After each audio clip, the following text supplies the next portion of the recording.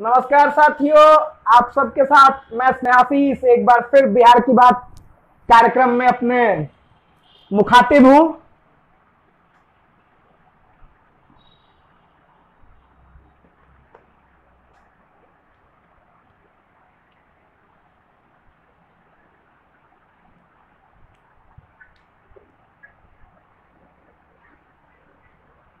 कार्यक्रम की शुरुआत आज हम करेंगे गंगा विचार मंच और छात्र शक्ति के सुप्रीमो प्रखर वक्ता बक्सर के जाने माने युवा नेता पूर्व छात्र नेता सौरभ तिवारी जी के साथ आज हम जुड़ेंगे।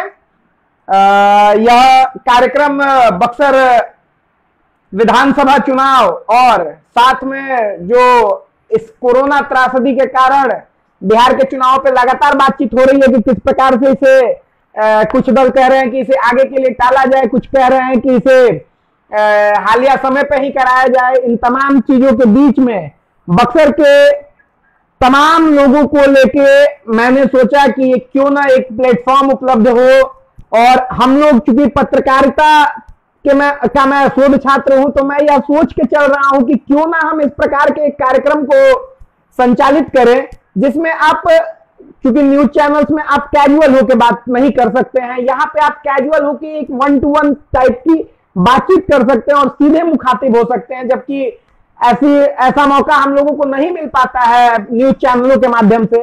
इसलिए मैंने इस पेज को बक्सर के कुछ संभ्रांत और कुछ बुद्धिजीवी वर्ग के लोगों को मैंने चयनित किया है और उन्हें अपने पेज के माध्यम से आप लोगों के बीच मुखातिब होने का एक छोटा सा, क्योंकि ये लोग कोई परिचय के मोहताज नहीं है, इसलिए इन लोगों को, इन सम्मानित लोगों को मैं अपनी पेज पर लाता हूं और चूंकि इससे मेरा भी ज्ञान बढ़ता है और सामने वाले का भी, तो एक मजेदार आनंद आता है, एक अलग अनुभव के साथ हम लोग मुखातिब होते हैं।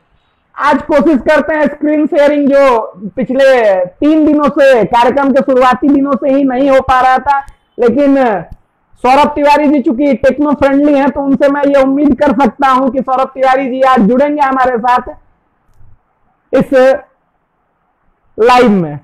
मैं कोशिश करता हूं सौरभ तिवारी जी को जोड़ने के लिए। सौरभ तिवारी जी चूंकि आ चुके हैं, वो देख रहे हैं अभी कार्यक्रम को, मैं उनसे रिक्वेस्ट कर रहा हूं अब कि वो जुड़े हमारे साथ। आज इस कार्यक्रम को सौरभ तिवारी जी 1-to-1 मुखातिब हो रहे हैं कि नहीं? नमस्ते। नमस्ते।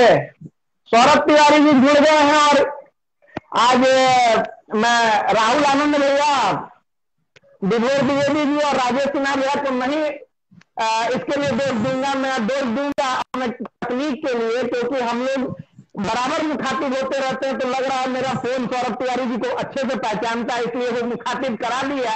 और ज्यादा हम लोग इस कार्यक्रम में बहुत ज्यादा हम लोग चर्चा नहीं बढ़ाएंगे। मैं अपनी बातें नहीं, सौरभ तिवारी जी से उनकी बातें जानना चाहूंगा। सौरभ तिवारी जी, क्या आप मुझे सुन पा रहे हैं? निश्चित रूप से मैं दोनों व्यवस्था से सुन रहा हूँ। अगर लाइव स्ट्रीमिंग में दिक्कत हो रही है तो सीधे मैं आपके मोबाइल को ही, मैंने अपने मोबाइल को ही कान से लगाया है, क्योंकि आज सारे तंत्र और व्यवस्था, आज का युग जो है वो टेक्नोक्रेट युग है स्नेहाशीष, और टेक्नोक्रेट युग में अगर हम लोग थोड़ा सा पीछे हट जाते हैं तो हम लोग बहुत पीछे हट जाएंगे। आज समय है सब कुछ जानने का। तो बताइए, सबसे पहले तो मैं आपको धन्यवाद देता हूं और नमस्कार सभी लोगों को जो भी मुझे देख रहे हैं, सुन रहे हैं। और इस लाइव स्ट्रीमिंग में पहली बार कल से प्रयास में हम लोग लगे थे, ऐसा कि लाइव स्ट्रीमिंग कल का एक अनुभव भी था और अपनों की निश्चित तौर पर मैं आज इस कार्यक्रम की जो रूपरेखा मैंने सोची थी, आज वो पहली बार हम आप लोगों के बीच में इस प्रकार से आ पा रहे हैं। मैंने लगातार प्रयास किए कि विभोर द्विवेदी भैया के साथ, क्योंकि अभी वो मेरे साथ जुड़ चुके हैं, वो देख रहे हैं हमें, विभोर द्विवेदी भैया के साथ मैं जुड़ना चाहता था, इसी तरह से राहुल आनंद भैया के साथ जुड़ना चाहता था, और इसी प्रकार से मैं अपने सम्मानित बक्सर के सम्मानित एक हमारे जो अग्रज हैं उनसे भी जुड़ना, राजेश सिन्हा भैया से भी जुड़ने का प्रयास किया था, और तमाम रिहर्सल के बीच में हम लोग इनसे जुड़ चुके थे। लेकिन आज चूंकि मैंने यह बताया ये बात कि बिहार विधानसभा चुनाव आसन्न है अभी बिहार में, और इस कोरोना त्रासदी के बीच में बक्सर सहित पूरे जिले में, चूंकि हमारे 4 विधानसभा क्षेत्र आते हैं जिले में, लोकसभा क्षेत्र की मैं बात नहीं करूंगा, तो 4 जो विधानसभा क्षेत्र आते हैं, उन चारों विधानसभा क्षेत्र में राजनीतिक परिस्थिति किस प्रकार से बदल रही है, उसके ऊपर हम लोग बातचीत करेंगे। क्या बक्सर को वो विकास मिल पाया है, क्या बिहार सरकार ने बक्सर को वो सहयोग दे पाया है, बक्सर जिले का क्या सर्वांगीण विकास हो पाया है, इन तमाम मुद्दों के बीच में साथ हम बात करेंगे आज अपने मेहमान सौरभ तिवारी जी का। और हम फिर से एक बार स्वागत करते हैं सौरभ तिवारी जी का, और अपनी बातचीत को हम अब औपचारिक बनाते हुए शुरुआत करते हैं आज के कार्यक्रम की। बिहार की बात स्नेहाशीष के साथ बक्सर से। सौरभ तिवारी जी, आप किसी परिचय के मोहताज नहीं है, बावजूद इसके मैं चाहूंगा कि आप एक संक्षिप्त परिचय अपने बारे में दें, आपके गांव, घर, शिक्षा, इसके बारे में आप पहले जवाब दें। उसके बाद कुछ सवाल मैं आपके स्क्रीन पे पॉपअप कर देना चाहता हूं, उन्हें भी आप जरूर देखें। पहले आप स्नेहाशीष और तमाम लोगों से मेरा आग्रह है, मैं सवाल पूछना चाहता हूं। मेरी आवाज सही आप तक पहुंच रही है जी? पंखे उंखे की आवाज तो नहीं आ रही है, क्योंकि फिर वो बाद में ठीक है, सब कुछ ठीक है जी, आवाज ठीक है। तो सबसे पहले मेरा परिचय यही हुआ कि मैं स्वयं सेवक हूँ। मेरा एक परिचय यही हुआ, इसको राजनीति से मत जोड़िएगा, मैं स्वयं सेवक हूँ। घर का परिचय, राष्ट्र का परिचय ही हमारा घर का है, लेकिन वर्तमान में मेरा जन्म स्थान तिवारीपुरा में बक्सर सदर प्रखंड में पड़ता है, जो बक्सर शहर के अंतर्गत मात्र 6 किलोमीटर के अंदर आता है। यह भी आप पॉलिटिकल सोच सकते हैं कि मैं एरिया बता रहा हूँ कि बक्सर विधानसभा के अंतर्गत आता है। बक्सर विधानसभा का सबसे नजदीकी प्रखंड जो सदर प्रखंड कहा जाता है, वह सदर प्रखंड में मेरा गांव यहाँ से 6 किलोमीटर दूर है, और अपने इलाके का एक अच्छा और शिक्षित गांव कहा जाता है। बहुत छोटा गांव है ब्राह्मणों का, और उस गांव का मैं रहने वाला हूँ। और यहाँ बक्सर के प्रमुख महादलित टोले में मेरा घर है, खलाशी मोहल्ला, जिसको बाद में हमने अम्बेडकर नगर, आधे मोहल्ले का नाम अम्बेडकर नगर और आधे मोहल्ले का नाम हमने श्रीगंगा नगर किया। जो फ्रंट पे है वो श्रीगंगा नगर और पीछे वाले अम्बेडकर नगर। ऐसे मेरा जन्म मेरा जन्म तो ऐसे अपने ननिहाल में हुआ में, लेकिन वहां से फिर यहाँ बक्सर मेरा जन्म कर्म सब समझिए बक्सर का ही है, और पढ़ाई लिखाई भी छोटे विद्यालयों से हुई है, और फिर एमपी हाई स्कूल का विद्यार्थी रहा हूँ। वर्ग 6 से वर्ग 9 तक विद्यार्थी परिषद में एमपी हाई स्कूल से ही संपर्क में आया था, लेकिन सक्रियता असल में कॉलेज में जाने के बाद शुरू हुई। और पढ़ाई लिखाई में अभी शोध विद्यार्थी हूँ मनोविज्ञान से, और मनोविज्ञान से पीजी करने के बाद अभी शोध विद्यार्थी हूँ। डी कुंवर सिंह विश्वविद्यालय का शोध वर्षों चलता है, तो इस तरह का भी शोधार्थी शोध चल रहा है। और वर्तमान में छोटा मोटा व्यवसाय है, प्रिंटिंग प्रेस का एक व्यवसाय है, फिर गौशाला है, कई छोटे मोटे व्यवसाय हैं। राजनीतिक व्यक्ति के कई व्यवसाय होते हैं, उन व्यवसायों में कई व्यवसाय है, और पढ़ाई लिखाई का भी काम हल्का फुल्का चल रहा है। और माँ गंगा के आशीर्वाद से माँ गंगा की सेवा में भी मरत हम लगे रहते हैं। शिक्षा मैंने बता ही दिया, गांव घर बता ही दिया। मेरा परिचय मूलतः मेरा नाम सौरभ कुमार तिवारी हुआ।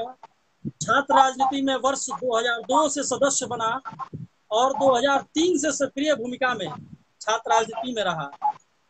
और छात्र राजनीति से जुड़ाव कहीं ना कहीं छात्र राजनीति का ग्लैमर था, लेकिन फिर आपके जैसे जैसे सवाल आएंगे मैं उसका जवाब दूंगा। बाकी परीक्षा में कुछ छूट गया हो तो आप पूछ सकते हैं। आज मैं वास्तव में देखा जाए तो मैं बहुत खुश हूं कि जो विगत 3 दिनों से मैं नहीं जोड़ पा रहा था, जिस प्रकार से मैं नहीं बात कर पा रहा था, आज मैं वो करने में सक्षम हूं।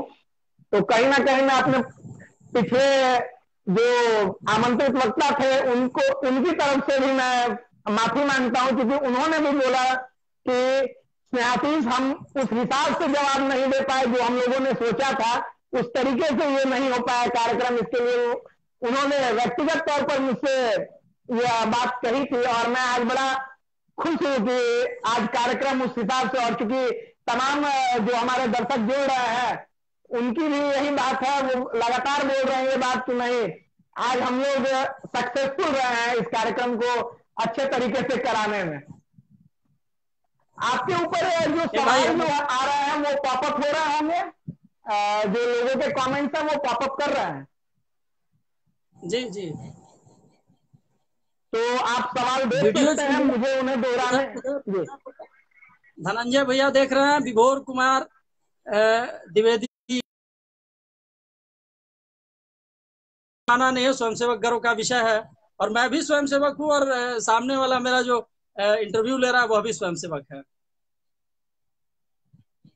राकेश मिश्रा। तमाम लोग जुड़ रहे हैं और वो लगातार लिखे जा रहे हैं आपके पक्ष में। आज मेरे व्यूअर्स भी बहुत ज्यादा आज जुड़ रहे हैं और मैं अब कार्यक्रम का विधिवत, चूंकि हम लोग शुरुआत कर चुके हैं, अब मैं आपसे बात करना चाहूंगा सौरभ तिवारी जी की छात्र राजनीति से आपका जुड़ाव कैसे हुआ, इसे थोड़ा विस्तृत में बताएं। देखिए, छात्र राजनीति से मेरा जुड़ाव मूलतः विद्यार्थी परिषद के सदस्य के रूप में हमको अभिमन्यु विद्यार्थी ने जोड़ा था।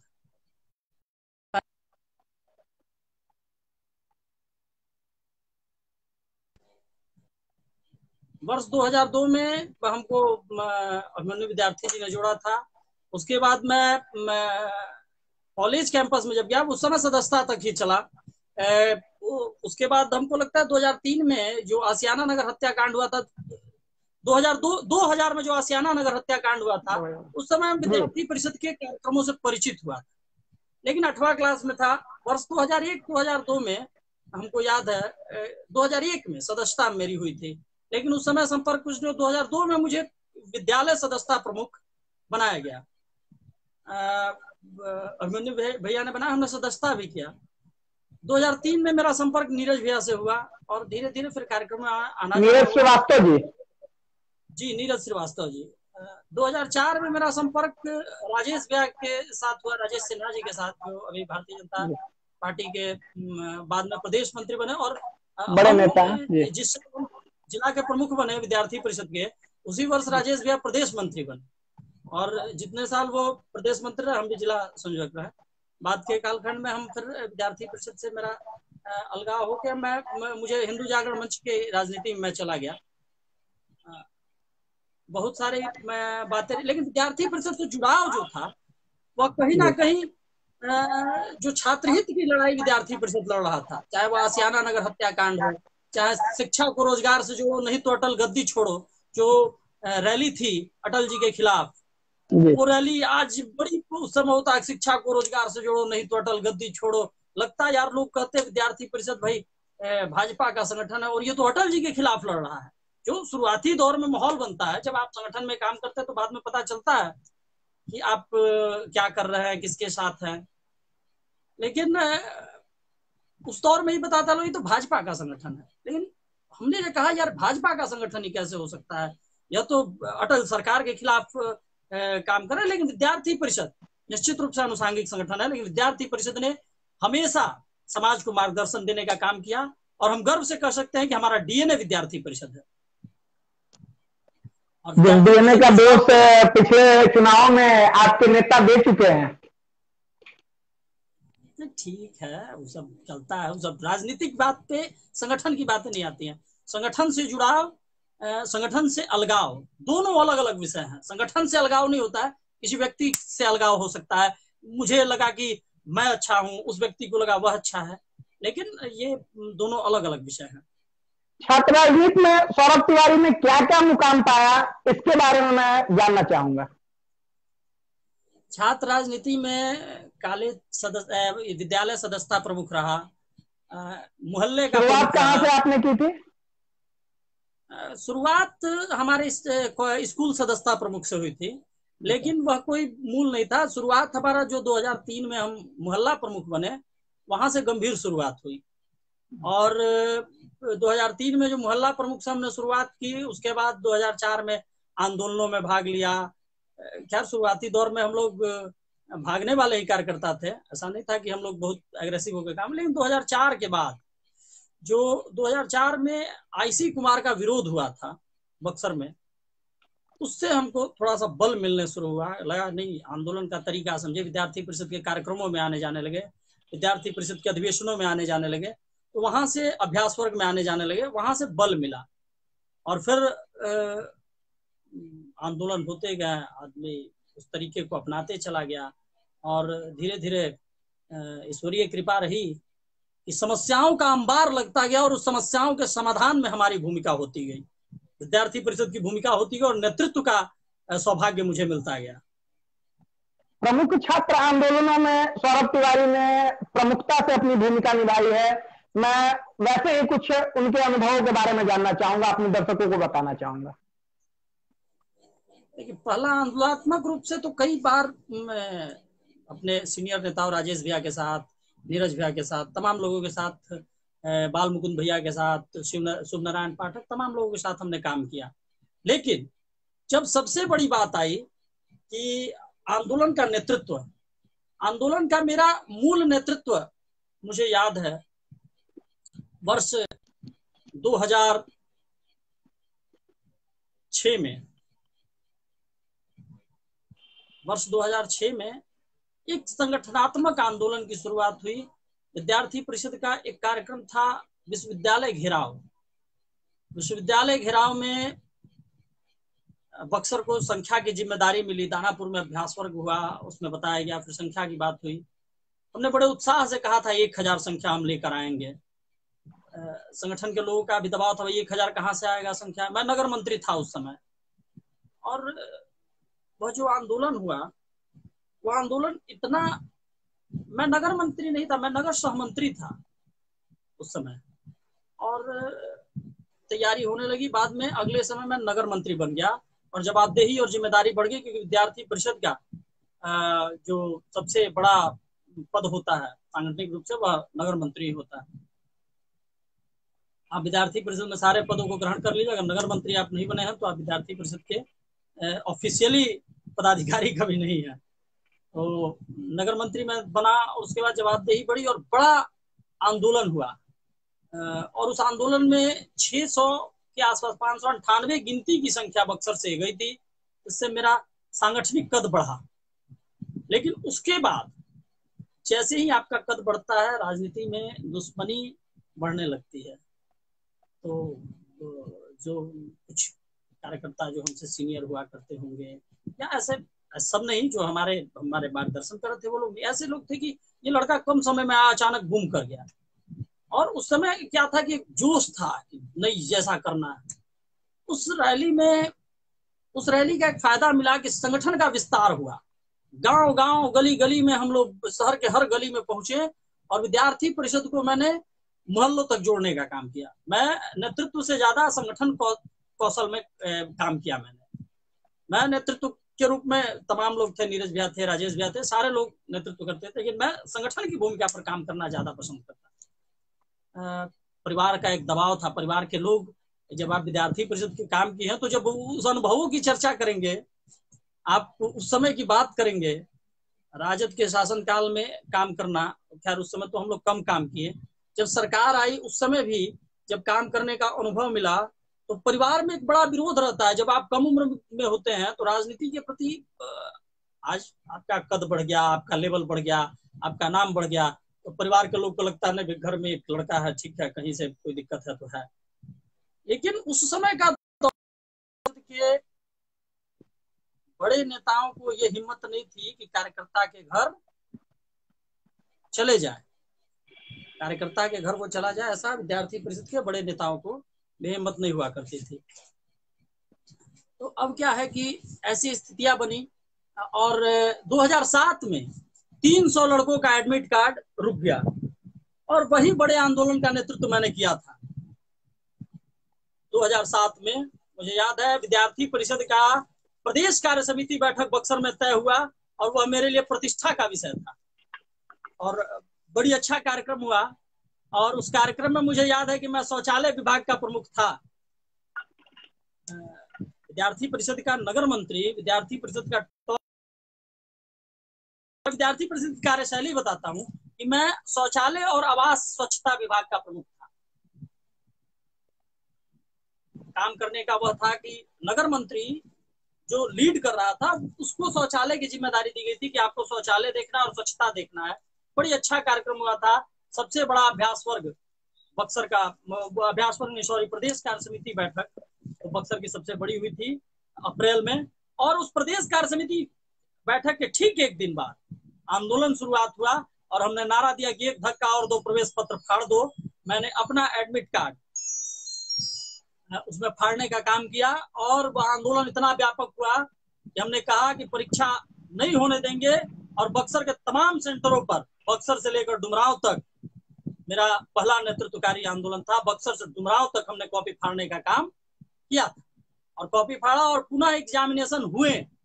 कॉपी फाड़े ही नहीं, सारे एग्जामिनेशन हुए, लाठीचार्ज हुआ। FIR हुए या नहीं हुए? मैं देख रहा हूँ कि ये पहला छात्र नेता होंगे जो खुल के बोल रहे हैं कि मैंने कॉपी फाड़ने का काम किया, मैंने एडमिट कार्ड फाड़ने का काम किया।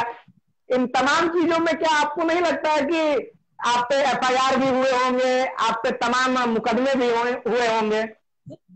मुकदमे की चर्चा होगी, मुकदमे की चर्चा मैं बताऊंगा।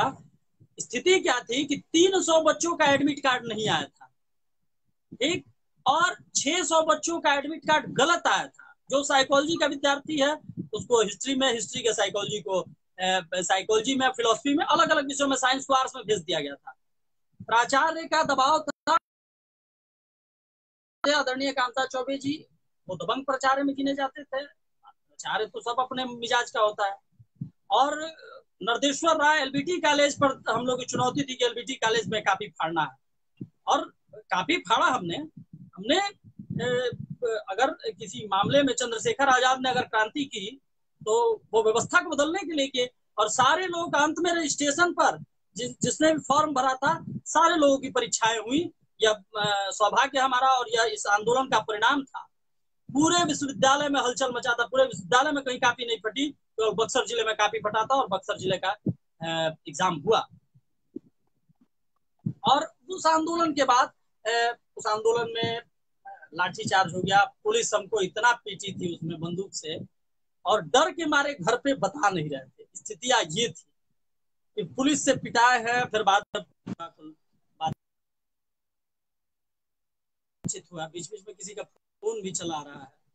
तो बहुत सारी चीज ऐसे हुए कि पुलिस मार के पीठ को, और उस समय तो ये टीवी या पोर्टल का जमाना था नहीं, अखबार में 2 लाइन आ जाता था कि भाई छात्र ने, उस समय हम लोग उतना भी मीडिया मैनेजमेंट तगड़ा नहीं था। आज तो मीडिया मैनेजमेंट तगड़ा है, उस समय मीडिया मैनेजमेंट तगड़ा नहीं था।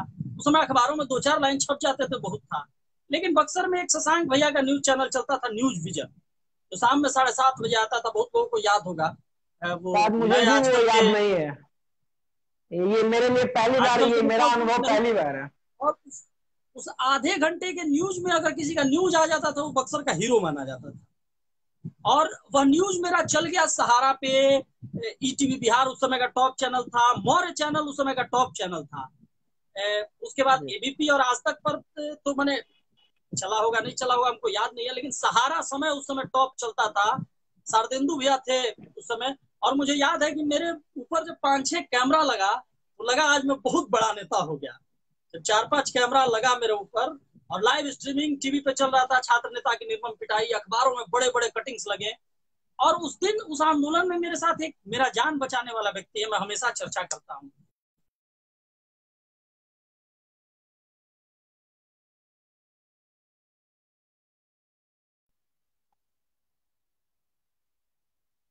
परमादरणीय जीआर स्वामी जी महाराज के शिष्य हैं। मैं बहुत लोगों का नाम अगर छूट जाएगा तो मैं क्षमा चाहूंगा। नवनीत राम जी भी था मेरे साथ जब मेरे ऊपर लाठीचार्ज हो रहा था। तो हमारे मित्र ज्वाला थे, शेखर थे, जो आज भारतीय जनता पार्टी की राजनीति में है। ये लोग बहुत सारे लोग, राम जी भी उस समय नया नया जुड़ा था। लेकिन अनुराग श्रीवास्तव थे। अब तो सब लोग हम लोग भाजपा में चले आए, उस समय विद्यार्थी परिषद की राजनीति में थे। और मुझे याद है कि उसमें मेरे ऊपर 3 मुकदमे उस मामले में हुए थे, बलवा का, कापी फाड़ने का, और एक सीओ साहब की गाड़ी आई थी, थोड़ा सा एक्शन में रणविजय बाबू थे, गन पॉइंट डाउन करके और हम लोग को खदेड़ने का प्रयास किया गया। लेकिन हम लोग 4-5 लोग, एक दीपक भैया है वो ठेकेदारी करते हैं, वो थे, पंकज सिंह थे, चुन्नू सिंह अच्छे यहाँ के व्यवसायी हैं, ऐसे सारे लोग कापी फाड़ के भीतर कापी फाड़ने घुसे हम लोग। लाठी चार्ज हो गया, वो महाविद्यालय के प्राचार्य द्वारा बहुत सारी चीजें ऐसी हुई। हाँ, आंदोलनात्मक तरीके से हमने बहुत सारे काम किए और वहां से अब मुझे लाइन मिल गया। वहां से कई बड़े आंदोलनों का नेतृत्व हमने किया, कॉलेज कैंपसों में, शिक्षा पर, सड़क पे भी। सड़क के आंदोलनों का मैं पक्षधर कभी नहीं रहा। सड़क की समस्याओं को मैं छात्र राजनीति के आंदोलनों से मेरा बड़ी विरोध रहता था। संगठन में सीनियर लोग जब ये कहते थे ऐसा हो तो मैं नहीं चाहता था। कई बार मेरे टकराव इस विषय पर राजेश भैया और नीरज भैया से रहे हैं कि मैं सड़क छात्र नेता को सड़क की राजनीति पर बहुत कम आना चाहिए, विशेष परिस्थिति में आना चाहिए। जैसे मैं जब तक छात्र नेता रहा हूं, मेरा एक भी सड़क का आंदोलन आप नहीं देखेंगे। छात्र शक्ति बना तो छात्र शक्ति छात्र हित और सामाजिक सरोकार दोनों के लिए बना। और कहीं ना कहीं मैं स्पष्ट रूप से बता देना चाहता हूं, इसके लिए हो सकता है कि आपको भी बुरा लगे और तमाम लोगों को बुरा लगे, मैं समाज सेवी नहीं हूं, मैं नेता हूं। और ये मैं डंके की चोट पे कहता हूं। मैंने छात्र शक्ति, छात्र राजनीति और अपनी राजनीति दोनों के लिए बनाई थी। इसलिए छात्र शक्ति के माध्यम से मैंने सड़क की समस्याओं को भी सुलझाने का काम किया, चाहे वह अतिक्रमण का मामला हो, चाहे फुटपाथी दुकानदारों का मामला हो। छात्र हित हमारा प्रमुख मुद्दा रहा है। गंगा सफाई अभियान हमारे लिए श्रद्धा का विषय है। तो तमाम चीज ऐसे रहे हैं, बहुत सारी बातें। अखिल भारतीय विद्यार्थी परिषद में रहते हुए सौरभ जी, अखिल भारतीय विद्यार्थी परिषद में रहते हुए अब तक का आपका सबसे अच्छा अनुभव, जो तत्कालीन सदस्य रहते हुए और पदाधिकारी रहते हुए, आपका सबसे अच्छा अनुभव और सबसे बुरा अनुभव आप साझा कीजिए। सबसे अच्छा अनुभव रहा छात्र कर्फ्यू और सबसे बुरा अनुभव भी छात्र कर्फ्यू वर्ष 2010 में। ऐसा तो हमने कभी भी, मेरे साथ तो उस समय स्थितियां ऐसी हुई थी कि आप कल्पना नहीं कर सकते हैं। इस जिले में अगर पत्ता खड़कता था तो जिले का एसपी और डीएम एक बार हमको फोन जरूर करता था। वैसी राजनीति मैंने की है, देखी है। ये हमारे संग रहने वाले 2-4 लोग तो जानते ही हैं और हमारे सभी दोनों सीनियर कमेंट्स लगातार आ रहे हैं ऐसे कि 2011 वाले छात्र कर्फ्यू आंदोलन भी बहुत बड़ा आंदोलन था। आपके सहयोगी हैं कोई बालाजी चौबे जी, उनका ये, हाँ वही बता रहा बालाजी भी उसका, वह देखिए उस आंदोलन की एक प्रक्रिया बता रहे। एक छोटा सा आंदोलन शुरू हुआ और वो राष्ट्रीय पेज बना, राष्ट्रीय खबर बना। 2011 तक फेसबुक चल रहा था, लेकिन इस लेवल पे नहीं था क्योंकि इंटरनेट महंगा था। मैं वही बता रहा हूँ, बालाजी को भी बता रहा हूँ कि वही अनुभव रहा, सबसे बुरा अनुभव भी और सबसे अच्छा अनुभव भी। राष्ट्रीय खबर छपा, स्वर्ण जयंती अधिवेशन भागलपुर में हुआ और लगा कि इस बार सौरभ तिवारी भाई शाहबाद का नेता बनने जा रहा है। बड़ी कुछ हुआ, बड़ी मैंने पूरे देश भर में बड़ाई हुई, ऐसा हुआ वैसा हुआ। वो एक बड़ा आंदोलन, छोटा आंदोलन राष्ट्रीय न्यूज बना, बड़ा व्यापक हो गया। बहुत उसमें कुछ घटनाएं दुर्घटनाएं सब हो गई। लेकिन घटना दुर्घटना में क्या हुआ पता ना क्या समीकरण हुआ। भागलपुर अधिवेशन में था, हम भी कुर्ता पजामा झाड़ के बैठे हुए थे कि इस बार तो विश्वविद्यालय प्रमुख बनना है या विभाग प्रमुख, और पता चला कि लिस्ट से ही मेरा नाम गायब हो गया। तो राजनीति में यह एक अच्छा अनुभव था और एक बुरा अनुभव था। बोलो, मतलब सौरभ तिवारी जिस आंदोलन से हीरो बने, उसी आंदोलन से वो जीरो भी हुए, उसी आंदोलन के बीच में। सांगठनिक रूप से तो जीरो हो गया ना। हाँ, फिर पदमुक्त होने के बाद भी विद्यार्थी परिषद का काम किया हमने, क्योंकि हम लोग के साथ था आप किस उम्र में मैं छात्र राजनीति में जुड़े थे? क्या आपकी उम्र क्या रही थी जब आप छात्र आंदोलन से जुड़े थे, छात्र राजनीति से जुड़े थे? तो विद्यार्थी परिषद से जुड़ते वक्त आपकी उम्र क्या रही थी? विद्यार्थी परिषद से मैं 9th क्लास में जुड़ा था, यानी अगर और ओरिजिनल उम्र की बात की जाए तो 13 वर्ष की उम्र में जुड़ा था मैं। और कब तक सही सदस्य आपको रहे? बता रहा, विद्यार्थी परिषद का मैं सदस्य 2012 तक रहा। चूंकि लंबा अनुभव रहा आपका विद्यार्थी परिषद के साथ। 2012 तक मैं रहा, लेकिन फिर उसके बाद संगठन की राजनीति से थोड़ा नए बच्चे आते गए, उनके मन में विरोधाभास की राजनीति चलती रही, उनको लगा मैं विद्यार्थी परिषद का विरोधी हूँ, तो बहुत सारी बातें होती रही। उसके बाद मैं छात्र शक्ति की स्थापना मैंने की और सौरभ तिवारी को विद्यार्थी परिषद से निष्कासित किया गया, पदमुक्त किया गया, या उनके चैप्टर को एंड किया गया? ये आप कैसे देखते हैं इन तीनों चीजों को? देखिए, निष्कासन वहां होता है जहां आपको कहीं नोटिफिकेशन मिला रहता है, ठीक ना। तो जिनको भ्रम होगा, जो नहीं जानते हैं विद्यार्थी परिषद के बारे में, मुझे लगता है विद्यार्थी परिषद के बारे में थोड़ा बहुत जानते हैं, तो उनके लिए मैं बता रहा हूं कि विद्यार्थी परिषद में निष्कासन शब्द का कोई आज तक के इतिहास में निष्कासन नहीं हुआ है। पदमुक्त होता है वहां, पदमुक्त इसलिए किया गया, पदमुक्त इसलिए किया गया कि कहीं ना कहीं कुछ लोगों के राजनीतिक जीवन के लिए मैं खतरा था। उनको लगता था कि भाई ये छोटा सा बच्चा का कद आवश्यकता से अधिक बढ़ रहा है।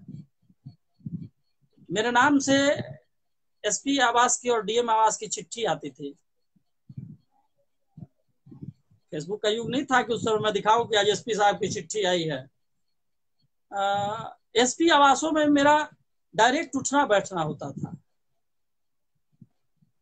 गाड़ी विद्यार्थी परिषद कार्यकर्ताओं की गाड़ी, प्रशासन को यह नहीं था कि गाड़ी को हाथ दे दिया, अगर विद्यार्थी परिषद कार्यकर्ता और हमसे बात हो गई, मैंने बता दिया, तो गाड़ी नहीं रुकती थी विद्यार्थी परिषद कार्यकर्ताओं की। मैंने उस समय कहा था, मैं प्रयास करता था ट्रिपल लोडिंग नहीं आप चलिए। हेलमेट पर मैं नहीं कहूंगा, हेलमेट विद्यार्थी परिषद छात्र राजनीति में हेलमेट से हम लोग भी दूर रहे हैं कि कोई मतलब सामान्य रूप से कोई सौरभ तिवारी ने हनक दिखाने के लिए की थी बक्सर में? नहीं, हनक दिखाने के लिए मैंने तो कहा कि ग्लैमर, लेकिन बाद में वो ऐसा था नहीं। लेकिन बाद में जो ग्लैमर हुआ वो मजबूती और यूथ एनर्जी और स्टूडेंट एनर्जी जो मेरे साथ रही, तो कहीं ना कहीं वो हनक का कारण तो बनी है कि जब आपकी एक आवाज पर अगर 5000 लड़के सड़क पे आ जाते हैं, क्योंकि आप उनके लिए खड़े होते हैं। आज क्या हो रहा है मैं नहीं जानता हूं, लेकिन उस समय की स्थितियां रही कि अगर एक बार की मैं घटना बताता हूं कि मैं एक मोटरसाइकिल पर बैठा था और एक हमारे कार्यकर्ता, आज बड़े नेता हैं, छोटे भाई हैं, हमारे जिले के चर्चित नेता हैं, ये खड़े थे और मैं बैठा था। हमारे बड़ी अच्छे सहयोगी रहे, आज भी हमको बहुत मानता है। मैं नाम भी ले लूंगा, राम जी, धीरू, राम जी और अजीत तिवारी, ये 3 लोग थे। ज्वाला के दुकान पर हम लोग बैठे थे। नीरज सिन्हा इंस्पेक्टर हुआ करते थे। और हुआ क्या कि मैं कुर्सी पे बैठे हुए, तो ये बाइक पे बैठा हुआ था। एक सिपाही जी आए और पूछा, भाई गाड़ी किसकी है? हमारी गाड़ी नहीं है, ये किसी की होगी गाड़ी। कहा कि हटाओ हटाओ यहाँ से। हम बोले कि हम क्यों हटाए गाड़ी, हम नॉर्मल बात करते थे। आया राम जी और कहा कि आप किससे बात कर रहे, आपको समझ में आ रहा है? और सिपाही जी को 3-4 थप्पड़, अब बेल्ट से बढ़िया सिपाही जी को पीट दिया सब। और उस समय हम जिला संयोजक बन के आए थे और राजेश भैया प्रदेश मंत्री बन के आए थे। राजेश भैया ने कहा कि ड्रामा बंद करना, ये सब भी तुम लोग जो करते हो, ये सब ड्रामा, ये सब बंद करना।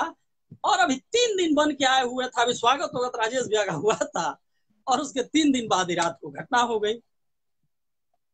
बढ़िया हुआ, आंदोलन हुआ, रात भर चला आंदोलन। राजेश भैया भी आए उसमें, बाद में लोग को डांट फटकार के हटाया गया। तो उसमें फिर एसपी महोदय ने बात की हमसे, बहुत सारा चीज कई सड़क की राजनीति में प्रशासनिक संबंध, मैं आपको एक बार बता रहा हूं कि एक बार एक ऐसे ही मामले में एक बड़े प्रशासनिक पदाधिकारी पे मेरा हाथ चल गया था अनजाने में। जैसे मैं 2 लोगों का झगड़ा छुड़ा रहा था, तो मुझे लगा कि कोई मुझे पीछे से मारने आ रहा है। वो प्रशासनिक पदाधिकारी मुझे पकड़ के हटा रहे थे और मैंने बिना देखे 3-4 थप्पड़ उनको मार दिया।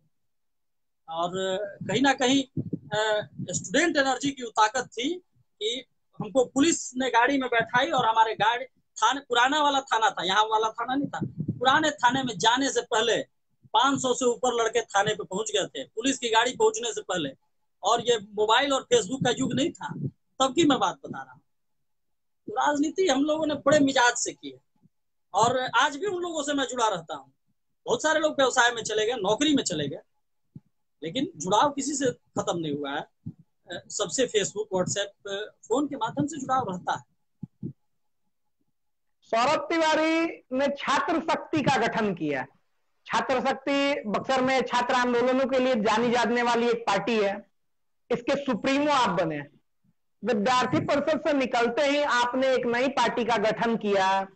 छात्र आंदोलन में आप एक तरह से कहा जाए तो आप विद्यार्थी परिषद के विचारों को ही लेके एक छात्र शक्ति की आपने गठन की। इसे हम लोग किस रूप में देखें? देखिए, सच बोलना बगावत, राजनीति में कई बार बातों को घुमा फिरा के झूठ बोला जाता है, लेकिन मैं थोड़ा सा झूठ नहीं बोलता हूँ। ये छात्र शक्ति का गठन का मूल कारण एक ही था, अपना बचाव। छात्र आंदोलन में मेरे ऊपर इतने मुकदमे हो गए कि, और उस समय मुझे पदमुक्त किया गया जिस समय मेरे ऊपर मुकदमे चल रहे थे। और प्रशासन को जैसे ही मालूम चला कि सौरभ तिवारी को, भाई विद्यार्थी परिषद से, क्योंकि जो विरोधी थे वो बताया कि सौरभ तिवारी को हटा दिया गया, निष्कासित कर दिया गया, विरोधी तो यही कहेंगे। और उस समय मेरे ऊपर इतना मानसिक दबाव बना कि मुझे एक तरह से बयान देने से रोका गया। जब मैं कहीं बयान देता कि पूर्व जिला संयोजक सौरभ तिवारी ने ये बयान दिया, बयान देने से रोका। और उसी गुस्से में मैंने कॉलेज बंद कराया अपनी ताकत दिखाने के लिए। जो कॉलेज में हमारे पे छात्र कर्फ्यू के दौरान मुकदमा हुआ था, 4 मुकदमे हुए थे, हमने उसको आप हनक अगर कहिए, अपनी हनक दिखाने के लिए कॉलेज में आंदोलन कराया, पुतला दहन एसपी का कराया। उस समय के एसपी उपेंद्र वर्मा थे, उपेंद्र नाथ श्रीवास्तव या सिन्हा कोई थे, उपेंद्र सिन्हा। और वो उनका 6 दिन आया हुए था। और कई लोगों ने कहा कुछ लोग नहीं थे, ये नहीं थे, वो नहीं थे। और उसी आंदोलन का प्रभाव हुआ कि छात्र शक्ति के गठन का दिमाग में पड़ा कि भाई छात्र शक्ति का बल तो है। अखबार में उसमें लगा कि विद्यार्थी किया, हम लोगों ने लिखवाया। और छात्र शक्ति से विद्यार्थी की परंपरा रिजाइन हुआ विद्यार्थी परिषद से। और फिर वहां से हम लोग आगे छात्र शक्ति की गठन, 4-5 लोग मिलकर छात्र शक्ति का गठन किए। हम लोग जो विद्यार्थी परिषद के कार्यकर्ता थे, हमारे जो सहयोगी थे, 4 गो पंडित जी थे, एक वो हमारे अंदीप दास थे, वो हम लोग 5 गो आदमी मिलके, और 1-2 और मित्र थे, वो सब मिलके जो भी हमारे समर्थक थे। खैर उस समय के लोगों से पूछिएगा आप तो वो बताएंगे कि मेरे रिजाइन के बाद स्थिति क्या हुआ था। संगठन तो ऐसा चीज है कि हमारे और गोविंदाचार्य जी और तमाम किसी के आने जाने से फर्क नहीं पड़ता है, लेकिन कुछ दिनों के लिए मैंने प्रभाव तो डाल दिया। लेकिन मैं संगठन के प्रति कभी ऐसी सोच नहीं रही। उस समय के नेता विशेष के प्रति हमारी सोच नहीं होगी, खैर आज नहीं है। उस नेता विशेष के प्रति मेरे मन में आज भी सम्मान है कि हम लोगों की राजनीति उसी मिजाज में करनी चाहिए जिस मिजाज में वो नेता विशेष करते हैं। अपने विरोधियों को पैदा मत होने दो, अपने समकक्ष किसी को पैदा ही मत होने दो। और मेरी जो अगला आपसे मेरा सवाल था, अगला लग रहा है कि उसे मेरे एक मित्र ने हाईजैक कर लिया उस सवाल को। अनीश कृष्णन जी जुड़े हैं हमारे साथ, उन्होंने सवाल किया सौरभ तिवारी जी से पूछा जाए कि राजनीति में उनके कौन कौन से शिष्य हुए जिन सबको उन्होंने राजनीति का ककहरा सिखाया। और इसी से मिलता जुलता मेरा भी सवाल था, सौरभ तिवारी छात्र राजनीति में लंबे समय तक रहे, उन्होंने कितने नेता बनाए बक्सर के लिए? मैं एक सवाल, उदय का सवाल है, उदय तुम्हारे सवाल का जवाब मैं दूंगा, पहले स्नेहाशीष का जवाब मैं ले लूं।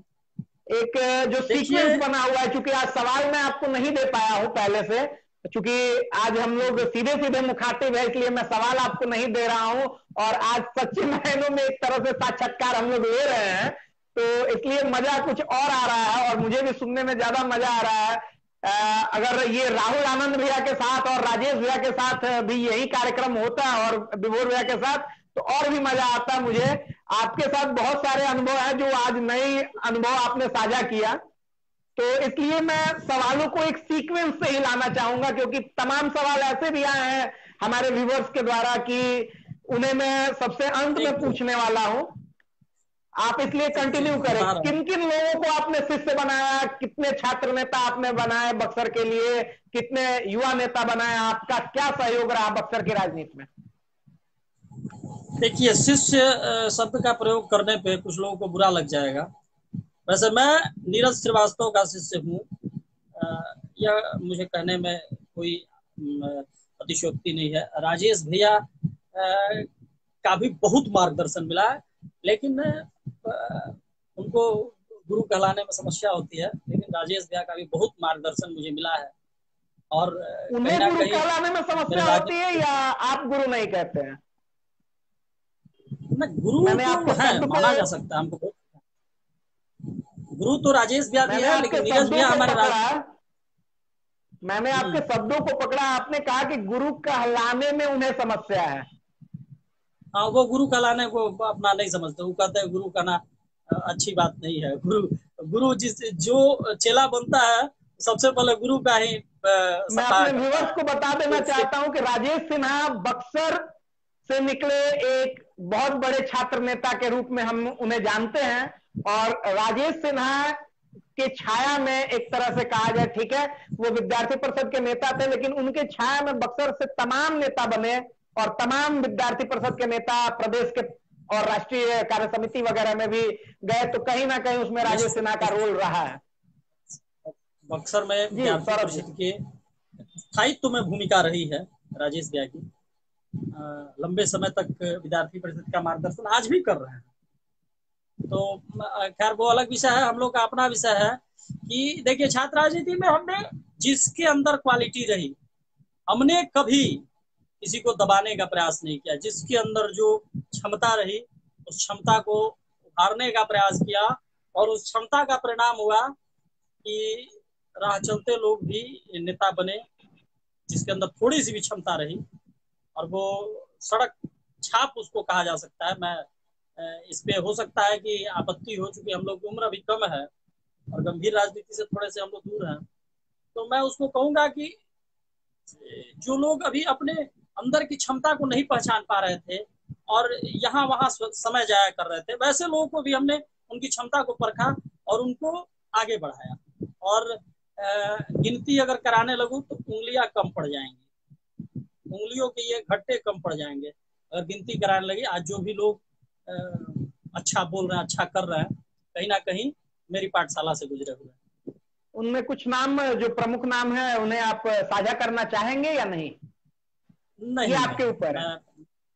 नहीं, मैं साझा नहीं करूंगा, क्योंकि साझा करने पे हो सकता है कि उन लोगों को परेशानी हो। उन लोगों को लगेगा भाई मेरा कट डाउन कर रहे हैं, वो आजकल बड़े नेता हो गए हैं, कुछ बड़े पदाधिकारी हो गए हैं भाजपा में। हाँ, हमारे साथ है, अभी भी लोग हैं, हमारे गंगा सफाई अभियान टीम में रहने वाले लोग हैं, तमाम लोग। सौरभ तिवारी जी ने अभी कहा गंगा सफाई अभियान, मेरा अगला सवाल था गंगा सफाई अभियान से। छात्र संघ चुनाव से पहले मैं आपसे गंगा सफाई अभियान पे ही बातचीत करना चाहूंगा। पहले उदय का सवाल ले लिया जाए क्या? मैं चूंकि सीक्वेंस सवालों के जवाब मैं लूंगा, जो व्यूवर्स जुड़ रहे हैं, तमाम क्वेश्चंस आ रहे हैं, मैं ये देख पा रहा हूँ। छात्र शक्ति के गठन के बाद आपका सबसे प्रमुख कार्य रहा गंगा सफाई अभियान। गंगा सफाई अभियान कैसे शुरुआत हुई, किस प्रकार आपको प्रेरणा मिली, सौरभ तिवारी ने खुद को गंगा पुत्र के रूप में कैसे देखा, और जो ये उपाधि मिली गंगा पुत्र की, वो आपके कैसे, कितने प्रयास, कैसे प्रयास रहे आपके गंगा सफाई पे, इससे साझा करें।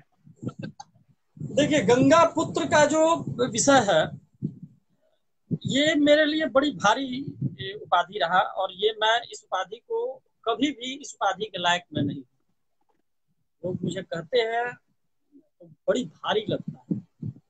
गंगा पुत्र कहलाने लायक मैं नहीं हूँ, मैं उतना कुछ नहीं कर पाता हूँ जो एक पुत्र को करना चाहिए। गंगा सफाई अभियान की प्रेरणा कहीं ना कहीं मुझे दैनिक जागरण से मिली। मैं दैनिक जागरण के कार्यक्रम में सम्मिलित हुआ, और गंगा जल का जो वो लोग लेके चले थे कि गंगा जी इतनी साफ है, फिर यहाँ क्यों नहीं। फिर धीरे धीरे सरकार आई, नई सरकार आई, नई सरकार में भी तमाम तरह की बातें चल रही थी।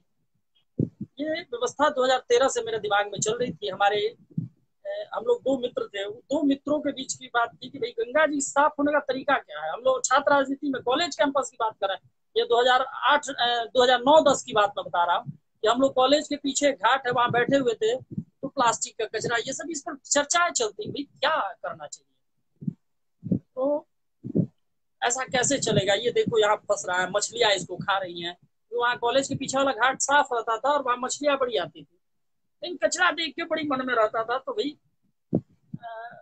हमारे मित्र ने कहा कि वो मेरा मित्र राजनीतिक मित्र नहीं था, कहा कि यार तुम्हारा फैन फॉलोअर बड़ी अच्छा है, तुमको चाहिए कि ऐसा कुछ करो कि तुमसे बच्चे जुड़े, तुमसे लोग जुड़े, तुम ऐसा करो कुछ। तो उस समय तो विद्यार्थी परिषद की राजनीति में रहे, छात्र राजनीति के हनक में थे, दूसरा की समय नहीं था। जब छात्र राजनीति में था तो मैं कॉलेज कैंपसों में और लोगों के, कार्यकर्ताओं के घर पे सुबह 5 बजे साइकिल लेके निकलता था और कार्यकर्ताओं के घर जाता था, और फिर 10 बजे नाश्ता करके 10 बजे घर पे चला जाता था ये कॉलेज से, और कॉलेज से 2-2:30 बजे निकलता था। तो गंगा सफाई अभियान दैनिक जागरण की के प्रयास से, दैनिक जागरण का एक आभार मैं करता हूँ। दैनिक जागरण से मैं जुड़ा, और दैनिक जागरण के उस कार्यक्रम से फिर हम लोग, ऐसा हुआ फिर संघ ने आह्वान किया, नई सरकार जब आई तो संघ ने आह्वान किया कि भाई इस रविवार घाट साफ करना है। तो हम लोग उस कार्यक्रम में रामरेखा घाट पे जुड़े थे, आपको मैं बता रहा हूँ स्नेहाशीष जी। उस कार्यक्रम में हम लोग घाट पे जुड़े तो हमने देखा कि भारतीय जनता पार्टी के एक नेता, बक्सर नगर के बड़े नेता, मैं नाम नहीं लूंगा, हमारे बड़े सम्मानीय हैं, वो क्या किए कि अपने साथ 10 मजदूर लेके गए नगर पालिका के, और वो 10 मजदूरों ने एकदम घाट को चकाचक कर दिया, ये कर दिया, वो कर दिया, साफ कर दिया, और बड़ा सुंदर घाट लगने लगा। लेकिन हमने कहा कि हम लोग, गंगा सफाई अभियान की बात हुई थी, जल के सफाई की बात हुई थी, हम लोग 3-4 लोग थे, 3-4 लोग में प्रवीर पराशर, रुपेश दुबे, मैं, आदित्य पांडे, ये लोग उस समय हमारे साथी हुआ करते थे, छात्र शक्ति से उस समय ये लोग जुड़ गए थे, और उस समय बक्सर के सांसद अश्विनी चौबे भी हो गए। तो फिर उसी कार्यक्रम में जुड़ा हुआ इस गंगा सफाई अभियान का, और फिर सोचे हम लोग कि इस रविवार क्यों, अब भाई इस रविवार तो छूट गया 3 घंटे में, फिर अगले रविवार हम लोग जुटे और फिर से उस कचरे को उठाए, कचरे को उठा के डस्टबिन में रखे, और फिर यह परंपरा बनती गई। शुरुआती दौर में लोग कहा कि अरे पॉलिटिकल है, मजाक भी बना, बहुत मजाक बना, लेकिन और शुरू में शर्म भी लगता था। जब हम लोग कचरा निकालने जाते थे तो आपको मैं बताऊं कि शर्म लगता था जब कोई देखता था तो, कि अरे क्या कर रहा है, अकेले खड़ा होकर नहीं आदमी करता था। 2-3 लोग जब जुट जाते थे हम लोग तो फोन करके बोलते भैया आओ जल्दी, जब सब जुट जाता तो होता। लेकिन धीरे धीरे कारवा बढ़ते गया, और जब कारवा बढ़ते गया तो आज तो जिस ब्रांडिंग की आप बात किए, परमादरणीय साध्वी दीदी उमा भारती जी ने मुझे गंगा पुत्र कहकर संबोधित किया, और तब से यह नाम चलन में आ गया। सभी बड़े भाई, छोटे भाई, सब लोग हमको गंगा पुत्र के रूप में सम्मान देते हैं, लेकिन बड़ी भारी शब्द लगता है। मैं भीष्म नहीं हूँ जो गंगा पुत्र कहलाने योग्य हूँ। कितने सप्ताह हो चुके हैं, क्योंकि आप बार बार ऐसा अपडेट करते हैं कि फला सप्ताह, अभी तक कितने सप्ताह हो गए? क्योंकि लॉकडाउन अभी लगे हुए हैं तो आपके जरूर कुछ। लॉकडाउन में 11 रविवार हम लोग का साफ नहीं हुआ। उसमें 10 रविवार पिछले लॉकडाउन में, और इस लॉकडाउन में पहला रविवार अभी है जो नहीं हुआ। 298वां रविवार, 298 रविवार से अनवरत। और ऐसा नहीं है कि हम लोग गंगा सफाई अभियान नहीं करते हैं, तो मानसिक रूप से नहीं, लोगों को समझाते हैं। रविवार के दिन हमारे टीम के सभी लोग ऐसे 5-5 लोगों को वह पर्सनली फोन करके बताते हैं कि भाई अपने घर का कूड़ा कचरा गंगा जी में नहीं फेंकिए। मतलब अभी भी अभियान आपका अनवरत जारी है? जी जी, और आजीवन सौरभ आजीवन का तिवारी जी से संकल्प। अब बात होगी छात्र संघ चुनाव पे, चूंकि छात्र संघ चुनाव सौरभ तिवारी के राजनीतिक कद पर एक धब्बा के रूप में हम लोग कह सकते हैं, क्योंकि इन्होंने जो सक्रिय राजनीति की थी कॉलेज की, एमवी कॉलेज की, उसके बावजूद इनके उम्मीदवार जीत नहीं पाए। तो कहीं ना कहीं सौरभ तिवारी जी के पूरे छात्र राजनीति के इस दौर में, और इन्होंने अपने मातृ संगठन विद्यार्थी परिषद से ही बगाव के खिलाफ उम्मीदवार उतारे थे, तो इसे हम किस रूप में देखें? अगर व्यक्तिगत रूप से जो कॉलेज कैंपस की राजनीति से जुड़ा है, या व्यक्तिगत रूप से हमसे भी जुड़ा, वो जानता है कि हम छात्र संघ चुनाव नहीं लड़ना चाहते थे। कभी भी मेरा छात्र संघ चुनाव लड़ने की इच्छा नहीं रही। लेकिन आप कितने विद्यार्थी नंबर पे परिषद, थे? आपके प्रत्याशी कितने नंबर पर थे? हमारे प्रत्याशी चौथे नंबर पे थे। लेकिन वह चौथा नंबर कुछ लोगों को औकात दिखाने का काम आया। मैं चुनाव लड़ने और जीतने के लिए चुनाव नहीं लड़ा था, मैं उन लोगों को बताने के लिए निकला था जो ये अपने कौन से बैठकों में लोग यह थे? कहा करते थे। सीनियर विद्यार्थी परिषद के लोग जो नए नेता थे, या कई लोग भी थे, मैं किसी का नाम नहीं लूंगा, उन्होंने यह कहा कि भाई सौरभ तिवारी को 20 से अधिक वोट नहीं मिलने वाले हैं, क्योंकि मेरा जो कैंडिडेट था वह कॉलेज कैंपस में सबसे बदनाम व्यक्ति घूसखोरी के रूप में था। मैं एकदम स्पष्ट रूप से कहता, तो कोई मेरा कैंडिडेट था, जब मैं उस कैंडिडेट को लेके जाता तो लोग कहता कि भाई तो 50 रुपया लेके कॉलेज में एडमिशन कराता है। मैंने वैसे कैंडिडेट को फाइट में लाके खड़ा कर दिया। सौरभ और तिवारी बेबाकी से अपने उम्मीदवार के चयन को गलत नहीं बता रहे हैं, बल्कि उसे आप कहीं ना कहीं प्रोटेक्ट कर रहे हैं अपनी बातों के साथ। निश्चित रूप से छात्र राजनीति में, क्योंकि छात्र संघ चुनाव का दिमाग में भाई कॉलेज कैंपस में लोग आते थे, उसको खुशी से पैसा दे देते तो भी रख लेता था। तो वैसे कैंडिडेट को जब मैं अपने गांव गया तो वहां के हमारी बहनों ने कहा, मैं अपने गांव की बात बता रहा हूँ कि ऐसी स्थितियां आई थी। वैसे कैंडिडेट को मैंने विद्यार्थी परिषद जैसे संगठन, एक धनपशु के कैंडिडेट जो चुनाव वहां जीता व्यक्ति, वह बक्सर के सहकारिता का बहुत बड़ा ब्रांड नेम है, उनका बेटा, और तमाम धनपशु और बाहुबली उनके लिए लगे रहे। राजद का एक कैंडिडेट, विद्यार्थी परिषद के लिए तमाम भारतीय जनता पार्टी के नेता बैठ गए थे वहां। उस समय मैं भारतीय जनता पार्टी में नहीं था। भारतीय जनता पार्टी के तमाम नेता बैठे हुए थे और हम पर ऊपर से लगातार दबाव। और आप जानते ही हैं कि जिस नेता का आरोप हम पे लगता रहता है, वह नेता भी हमारे साथ नहीं थे छात्र संघ चुनाव के अध्यक्षीय दौर। ये एक मजेदार आपने बात बताई कि आप पे बार बार आरोप लगते हैं कि जब आप भाजपा में नहीं थे, जब आप विद्यार्थी परिषद से निष्कासित नहीं बोलूंगा, विद्यार्थी परिषद से आप प्रभार मुक्त हो चुके थे, जब आप छात्र शक्ति के सुप्रीमो थे। निष्कासित बोलिएगा तो 2-4 लोग लाइव देख रहे होंगे, खुश हो जाएंगे। जो तो हमारे छोटे भाई हैं, जो आप लोग के साथ, आपके साथ भी बैठते हैं उनके लिए आप निष्कासित बोल सकते। तो ये तमाम जब ये बातें आ रही थी उस वक्त आप पे आरोप लगते रहे हैं कि आप मुन्ना तिवारी जो सदर के विधायक है कांग्रेस के और बड़े नाम है शाहबाद के, उनके साथ आपका बार बार नाम आता था कि सौरभ तिवारी मुन्ना तिवारी के सबसे करीबी लोगों में से एक है, और बावजूद इसके मुन्ना तिवारी ने आपका क्या सहयोग किया था या नहीं किया था?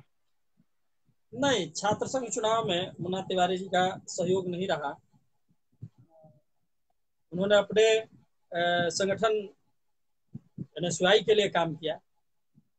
या जिसके लिए भी काम किया, मैं उस विषय पर नहीं बताऊंगा। NSY के कैंडिडेट खड़े थे, उनके लिए ही किया होगा। और मैं निश्चित रूप से मैं बताऊं कि अगर किसी भी व्यक्ति से आपके व्यक्तिगत संबंध होते हैं तो उसको राजनीति का आप नहीं जोड़ सकते हैं। कोई व्यक्ति, अब एक दिन की मैं बात बता रहा हूँ, एक दिन बहुजन समाज पार्टी का चक्का जाम था, हम लोग रास्ते से जा रहे थे, बहुजन वालों ने घेर लिया, नहीं भाई रुकिए रुकिए रुकिए। हमारे एक मित्र ने तस्वीर उतार लिया, बहुजन के झंडा के साथ मेरा तस्वीर है। तो ये कोई विषय नहीं होता है। मान लीजिए कहीं आपके तो कांग्रेस के कार्यक्रम में तमाम दलों के झंडों के साथ आपकी तस्वीरें कभी ना गाए बगाए मीडिया में आते रहती हैं, फेसबुक पे आते रहते हैं। मैं अगला सवाल करूंगा आपसे कि बक्सर में आप विरोध में चुनाव लड़े, सुनने में आया कि वीर कुंवर सिंह विश्वविद्यालय में विद्यालय प्रतिनिधि के रूप में आपके कुछ कैंडिडेट जीते थे भी चुनाव, छात्र शक्ति के बैनर पर। वहां पर आपने विद्यार्थी परिषद के लिए मतदान किया। क्या मान के चले कि छात्र शक्ति बी टीम थी, वो बस बक्सर में विरोध था इसलिए बक्सर में आप उनके विरोध में थे विद्यार्थी परिषद के, और आरा जाके आप उनके पक्ष में हो गए? विद्यार्थी परिषद से विरोध नहीं था। और छात्र शक्ति के निर्माण के बाद छात्र शक्ति का जो बायोलॉजी बना, जो आइडियोलॉजी बनी छात्र शक्ति की, वो वंदे मातरम और भारत माता की जय ही रही। हमने कभी, जब जय श्री राम हम कहते हैं तो हम कुरान पढ़ने का काम नहीं करेंगे, हम जाके मजारों पर चादर नहीं चढ़ाएंगे। या मैं स्पष्ट रूप से आपको बता देना चाहता हूं कि मैं हिंदू नेता हूं तो हिंदू राजनीति की बात करूंगा, हिंदू हित की ही बात करूंगा। और छात्र शक्ति का निर्माण हिंदू छात्र संगठन के रूप में हुआ। मेरे व्यक्तिगत संबंध मुसलमानों से हो सकते हैं, लेकिन मेरी जो राजनीतिक आइडियोलॉजी है वह हिंदू हित की है। मैं हिंदू राष्ट्र की कल्पना की बात करता हूं, हिंदू हित की बात करता हूं।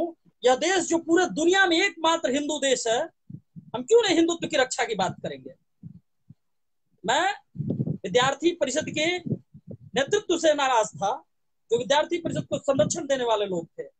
और मैं आपको बता दे रहा हूं, छात्र संघ चुनाव में हमारी हार नहीं हुई थी। छात्र संघ चुनाव में वैसे लोग जो विद्यार्थी परिषद के नाम पर विद्यार्थी परिषद को अपना जेबी संगठन बनाने का काम किए थे, वैसे लोगों को हमने उनका चेहरा दिखाने का काम किया, वैसे लोगों को बताने का काम किया कि छात्र राजनीति में आज भी हम ही प्रभावी हैं। जहां जहां छात्र शक्ति के कार्यकर्ता चुनाव लड़े, विद्यार्थी परिषद को वहां वहां चुनाव हारना पड़ा। और हमने बताया, डुमरांव में हम चुनाव नहीं लड़े, डुमरांव में हमने जिता कर दिखाया। और विद्यार्थी परिषद के चुनाव, कैंडिडेट के चुनाव जीतने के बाद जब वहां छात्र शक्ति जिंदाबाद और सौरभ तिवारी जिंदाबाद के नारे लगे, तब लोगों को समझ में आया। हमने विश्वविद्यालय कैंपस में भी कहा था कि विश्वविद्यालय कैंपस में मैंने पहले भी सबसे कहा था कि अगर मुझसे एक बार भी कोई विद्यार्थी परिषद के नेता शीर्ष नेतृत्व आरा से या पटना से बात कर लेता, मैं चुनाव नहीं लड़ता। लेकिन इन लोगों को भ्रम था। मैं बता रहा हूं आपको कि मेरे पास ना पैसा था, ना मेरे पास तंत्र था। सिंगल चुनाव मैंने सिंगल फेज में लड़ा। चुनाव की सारी योजना मैं ही बनाता, चुनाव की सारी व्यवस्था मैं ही खर्च करता, पैसे की व्यवस्था भी मैं ही करता। अपनी पार्टी का नरेंद्र मोदी मैं ही था, अपनी पार्टी का अमित शाह और अंबानी भी मैं ही था। और मैं आपको बता रहा हूं कि मैं ससाराम और कैमूर में नहीं लड़ पाया था। आर्थिक अभाव में कई लोगों ने हमें धोखा भी दिया। गठबंधन के चक्कर में कई लोगों का प्रयास था गठबंधन हो जाए, लेकिन कई लोग हमारी जाति के ही लोग, समुदाय के ही लोगों को लगा कि इसका कद बढ़ जाएगा, तो ऊपर से दबाव बनवा दिए। नहीं तो जबीपा से हमारे अच्छे संबंध हो चुके थे, गठबंधन हो चुके थे, सब कुछ बात हो चुकी थी। केवल बक्सर में छात्र शक्ति चुनाव लड़ता, बाकी चारों जगह जबीपा चुनाव लड़ती छात्र शक्ति के समर्थन से। आपको मैं बता रहा हूं, आप किसी से पता कर लीजिएगा कि डुमरांव डीके कॉलेज में हम चुनाव जीतते हैं। कौन जीतता है? तो विद्यार्थी परिषद का कैंडिडेट जीतता है, लेकिन सिंबल विद्यार्थी परिषद का रहता है, लेकिन कैंडिडेट वह कहीं ना कहीं छात्र शक्ति के समर्थन का रहता है। और अध्यक्षीय लड़ाई होती है छात्र संघ चुनाव में। आपको मैं बता दूं कि छात्र संघ चुनाव के, आप विश्वविद्यालय कैंपस की राजनीति करते हैं, आप हमको कह रहे हैं इतना बड़ा संगठन चुनाव हार जाता है विश्वविद्यालय कैंपस में, एक सीट पर नहीं आप जीतते हैं। राजद जीतता है और कॉमर्स से हम जीतते हैं, राजद और माले वहां जीतता है चुनाव। लोग आरोप लगा क्यों हम जीते? भाई वहां तो आपका काम था, एक सौरभ तिवारी, एक मंगलम पांडे और एक शुभम जो हमारा कैंडिडेट था।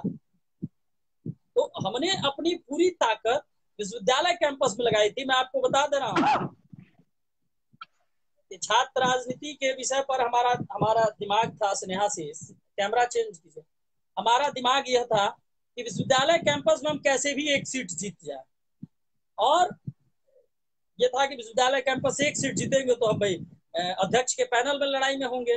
बाद में हुआ कि सीआर के चुनाव से ऐसा होगा, नहीं हो पाया, लेकिन हम लोग के दिमाग में यह था कि जो विश्वविद्यालय कैंपस से जीतेगा वही उम्मीदवार होगा। तो फिर चूंकि यहाँ 5 ही लोग रह गए, 5 ही लोग जीते तो वही 5 बनते, इसलिए यहाँ चुनाव का समीकरण कुछ बदल दिया गया। और उसमें भी प्रभावी रहा, आपको बता रहा स्नेहाशीष जी, ये विद्यार्थी परिषद के लोग ने हमारे कैंडिडेट को 2000 रुपया दे दिया, हमारे जो जीते हुए प्रत्याशी थे उसको 2000 रुपया दे दिया। उन लोगों को लगा कि 2000 रुपया लेगा तो सौरभ तिवारी को छोड़ के चला आएगा, और ये लोग लगे उड़ने। स्थितियां हुई कि 5 वोटर पहुंचा ही नहीं लोग रीगल रेस्टोरेंट में। रीगल रेस्टोरेंट में जो सारी व्यवस्थाएं थी, उस सारी व्यवस्थाओं को आप मान सकते हैं कि किस तरह का तंत्र और सारी व्यवस्थाएं था। रीगल रेस्टोरेंट में संभवतः राधाचरण जी का रेस्टोरेंट था, वही व्यवस्था हुई थी। राजद नेता के मतलब सौरभ तिवारी की लड़ाई व्यक्तिगत थी, सांगठनिक नहीं थी। व्यक्तिगत ये माना जाए, नहीं, सांगठनिक नहीं थी। रात को जब 5 वोटर नहीं पहुंचे चुनाव के 2 दिन पहले, तो अब एक ब्राह्मण नेता से हम पे पैरवी कराया गया कि भाई 1 बजे भाजपा और पूर्व विद्यार्थी परिषद के कार्यकर्ता भाजपा के एक नेता पहुंचते हैं घर पे मेरे, और वहां से बातचीत शुरू होती है। हमारे कोई शर्त थे नहीं, हमारे कोई शर्त नहीं थे। और मैं आपको बता दूं कि यह जिद की लड़ाई थी, और जिद की लड़ाई में मैं आपको बता दूंगा कि हमने क्या किया था। जिनको ये लगता होगा कि सेंट्रल पैनल में वो चुनाव जीत गए, तो सेंट्रल पैनल में आप गिनती करा लीजिएगा। मैं बेबाकी से सारी बात कर रहा हूँ, कई बातों पर मुझे आपको मैं बता रहा हूँ कि सेंट्रल पैनल की लड़ाई जब हुई, मेरे कैंडिडेट को लोग वोट दिया, वो तो गया ही नहीं। 2000 रुपया दिया लोग, वो तो गया नहीं। वो सोचा लोग कि हो जाएगा, वो सर्टिफिकेट हमारे यहाँ पहुंचा दिया, को मैंने और रोक लिया। तो डुमराव में जीते थे चुनाव, या अन्य जगह कहीं भी तक, कई जगह सेटिंग करके, किसी का नाम मैं नहीं लूंगा, सबका अपना अपना राजनीतिक कद है, मैंने रुकवा दिया 5 वोटर। 6 वोटर जब रुके, तो 6 वोटर जब रुके तो अब तो भाई राजद और आयशा चुनाव लड़ा था। मैं आयशा को कभी वोट करता भी नहीं, भले मैं वोट बहिष्कार करता। आयशा के विचार, माले के विचार, भारत कम्युनिस्ट पार्टी के विचार। मुझे याद है कि जदयू ने भी आपको अप्रोच किया था, पटना से जदयू के कुछ बड़े नाम जो वर्तमान सरकार में मंत्री भी हैं, उन्होंने भी अप्रोच क्या किया था, पैसा भेजवा रहे थे। अप्रोच कौन सी था, पैसा, भाई ले लीजिए कैंडिडेट दे दीजिए। हमने कहा कि ना, हम भाई हमारा शुरू से मिजाज था, भगवा झंडा लहराना है वीर कुंवर सिंह विश्वविद्यालय में, यह शुरू से तय था। अगर 5 में से 5 लड़ता तो मेरा कैंडिडेट सेंट्रल पैनल में विद्यार्थी परिषद, मेरा कैंडिडेट जैसे उसी 5 में से लड़ना होता। सौरभ तिवारी जी से अब हम सवाल में कुछ, चूंकि इनके छात्र राजनीति के बारे में बहुत लंबी बातचीत हो गई और लगभग 1 घंटे के आसपास हम लोग जुड़ चुके हैं इस कार्यक्रम में। अंतिम जवाब मेरा सुन लीजिए स्नेहा से, उसमें मैंने एक लाइन छोड़ दिया, ये उन लोगों को बताने के लिए कि जब आप किसी से मिलिएगा जो छात्र संघ चुनाव के सेंट्रल पैनल में थे, तो 5 पैनल पे चुनाव हुए थे, 1 2 3 4, इसमें फर्स्ट और लास्ट 3 को मिले 52 वोट, और सेकंड को जो वोट मिले थे, थर्ड को वो 5 वोट 6 वोट कम मिले थे। कैसे मिले थे? जब विद्यार्थी परिषद के ही सारे वोटर थे, तो आपके महासचिव पे वोटिंग कैसे कम हो गया? तो हमने बताया कि हमारे लोग वोट नहीं किए। हमने कहा था, जो हमारे से बात करना है था, हमने कहा कि सारे पर हम वोट करेंगे, एक पद पर हम वोटिंग नहीं करेंगे। तो कहा भाई महत्वपूर्ण पद है, चुनाव गड़बड़ा जाएगा।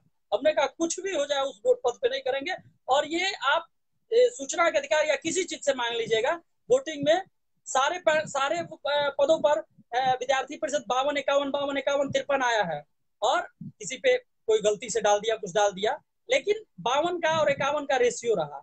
लेकिन एक सीट पर सीधे वह वोट आके वोट परसेंटेज आके गिर जाता है, 7 वोट 6 वोट कम हो जाता है। आप समझ सकते हैं। अब सौरभ चलिए आगे तिवारी से बढ़ा जाए। तीखे तीखे और तीक्ष्ण प्रश्नों की बारी है। अब इनसे सीधे सवाल होंगे और जो सवाल कुछ सवाल मुझे दिख रहे हैं उन सवालों को भी मैं पूछूंगा, क्योंकि अब कार्यक्रम को हम लोग एक संरचित रूप में अब लेके चलेंगे, क्योंकि लंबी बातचीत हो चुकी है छात्र राजनीति पे। सौरभ तिवारी का विवादों से नाता रहा है। सौरभ तिवारी को बार बार आरोप लगते हैं सौरभ तिवारी पर कि वो गंभीर व्यक्तित्व के धनी नहीं है। सौरभ तिवारी को बार बार बोला जाता है कि व्यक्तिगत संबंध या राजनीतिक विचारधारा। आप इन दोनों के बीच हमेशा भ्रमित क्यों रहते हैं? आप गंभीरता क्यों नहीं लाते हैं अपनी राजनीति में? ये सवाल बार बार लोगों के जहन में आ रहे हैं और ये सवाल आ रहे हैं आपके सीनियर्स के द्वारा। इस पे सौरभ तिवारी क्या कहेंगे? व्यक्तिगत संबंध या विचारधारा, और गंभीरता कब? ये तीनों सवाल का जवाब चाहिए। विचारधारा 2 तरह के होते हैं। एक तो आप बेबाकी से बोल दीजिए, आप नहीं तो कंबल में ही पीना, कंबल ओढ़ के ही पीना हम लोग के यहाँ एक बड़ा कहावत है।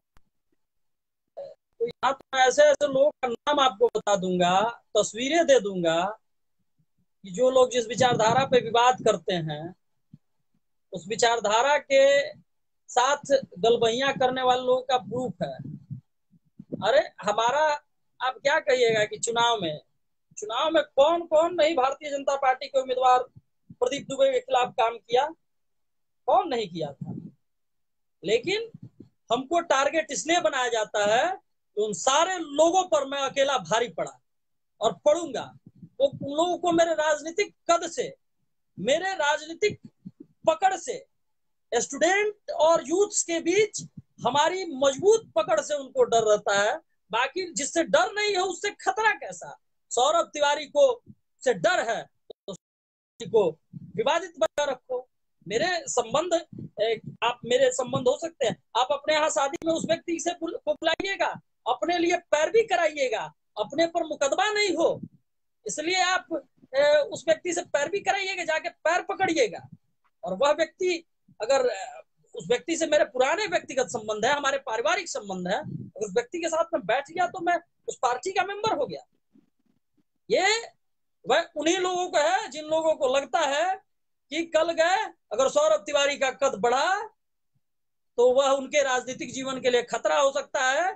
जो जीवन भर किसी का धोती और पल्लू पकड़ के राजनीति करने वाले लोग हैं, हम लोगों ने किसी का धोती और पल्लू पकड़ के राजनीति नहीं की है। आपसे आरोप लगते हैं कि आप अश्विनी चौबे के बहुत बड़े समर्थक हैं, जो केंद्रीय मंत्री हैं, किसी का बक्सर के सांसद। मानना, किसी को आप मानना, चौबे जी हमारे जाति का है और हमारी पार्टी के बड़े नेता हैं। मैं पूछना चाहता हूं, जब आप अपनी जाति की बात करते हो तो आपको कोई समस्या नहीं है, जब हम अपनी जाति की बात करते हैं तो आपको दिक्कत है। वह हमारी पार्टी के नेता हैं। अश्विनी चौबे के संघर्षों को सौरभ तिवारी ब्राह्मणों के नेता हैं। बक्सर में सौरभ तिवारी भी ब्राह्मणों के नेता हैं। मैं ब्राह्मण नेता हूँ, ब्राह्मणों का नेता। खुद को आप मानते हैं? हाँ, मैं ब्राह्मण मानता हूँ अपने आप को। सौरभ तिवारी में ऐसी क्या खूबी है, सौरभ तिवारी में ऐसी क्या खूबी है कि सौरभ तिवारी बक्सर के सांसद के भी परिचित और सबसे घनिष्ठ हैं? सौरभ तिवारी बक्सर से परस्पर विरोध है, मुन्ना तिवारी कांग्रेस के विधायक, उनके भी करीबी हैं। सौरभ तिवारी बक्सर जो आरा और बक्सर नगर निकाय के नेता हुलास पांडे, उनके भी विधान पार्षद, उनके भी करीबी हो जाते हैं। आखिर माजरा क्या है? सौरभ तिवारी में ऐसी क्या खूबी है कि ये विधायक, एमएलसी, सांसद सबके करीबी हो जाते हैं?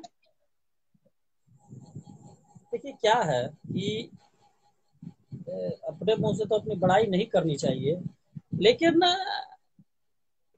जो एनर्जी आपके पास रहती है जब तक, तो आपकी पूछ हर जगह होती है।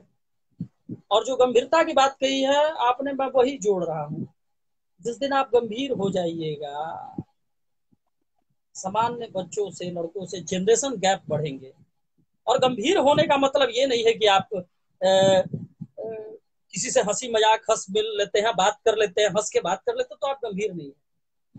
किसी के बातों का जवाब हम नहीं देते, किसी की बातों को सुन लेते हैं, तो उस व्यक्ति को लगता है कि हम सौरभ तिवारी को बोल के निकल गए और वो अपने को बहुत बड़ा हीरो समझ ले। तो ये उसका भ्रम है। जिस दिन भ्रम तोड़ने की बात आएगी, भ्रम तोड़ने में भी सक्षम हम लोग हैं। छात्र राजनीति हाथ मोड़ के किए हैं ना, तो हाथ जोड़ के तो किए नहीं है। अब राजनीति हाथ जोड़ के कर रहे हैं। तो ऐसा नहीं है कि कोई हंसी मजाक में आदमी बात निकाल देता है। और मैं हमेशा कहता हूं कि 8 बजे रात के बाद की बात राजनीति की नहीं होती है। कोई हंसी मजाक में बोल के निकल गया तो बहुत बड़ा 30 मार खान नहीं हो गया। 30 मार सौरभ खान तिवारी वही हुआ।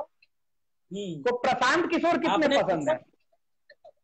हाँ सौरभ तिवारी क्या को प्रशांत किशोर चुनाव मैनेजमेंट के अभी सबसे बड़े नाम हो गए हैं। तो चुनाव प्रचार मैनेजमेंट के प्रशांत किशोर को सौरभ तिवारी कितना बड़ा कद मानते हैं, चेहरा मानते हैं? प्रशांत किशोर ब्रांड नेम तो है चुनाव मैनेजमेंट का। और सही बात बताया, आपके पहले सवाल का जवाब अभी मैं दे नहीं पाया था, उसका दे रहा हूं कि इन लोगों से संबंध है तो कहीं ना कहीं चुनावी मैनेजमेंट में हमारी भूमिका हमारी टीम की होती है।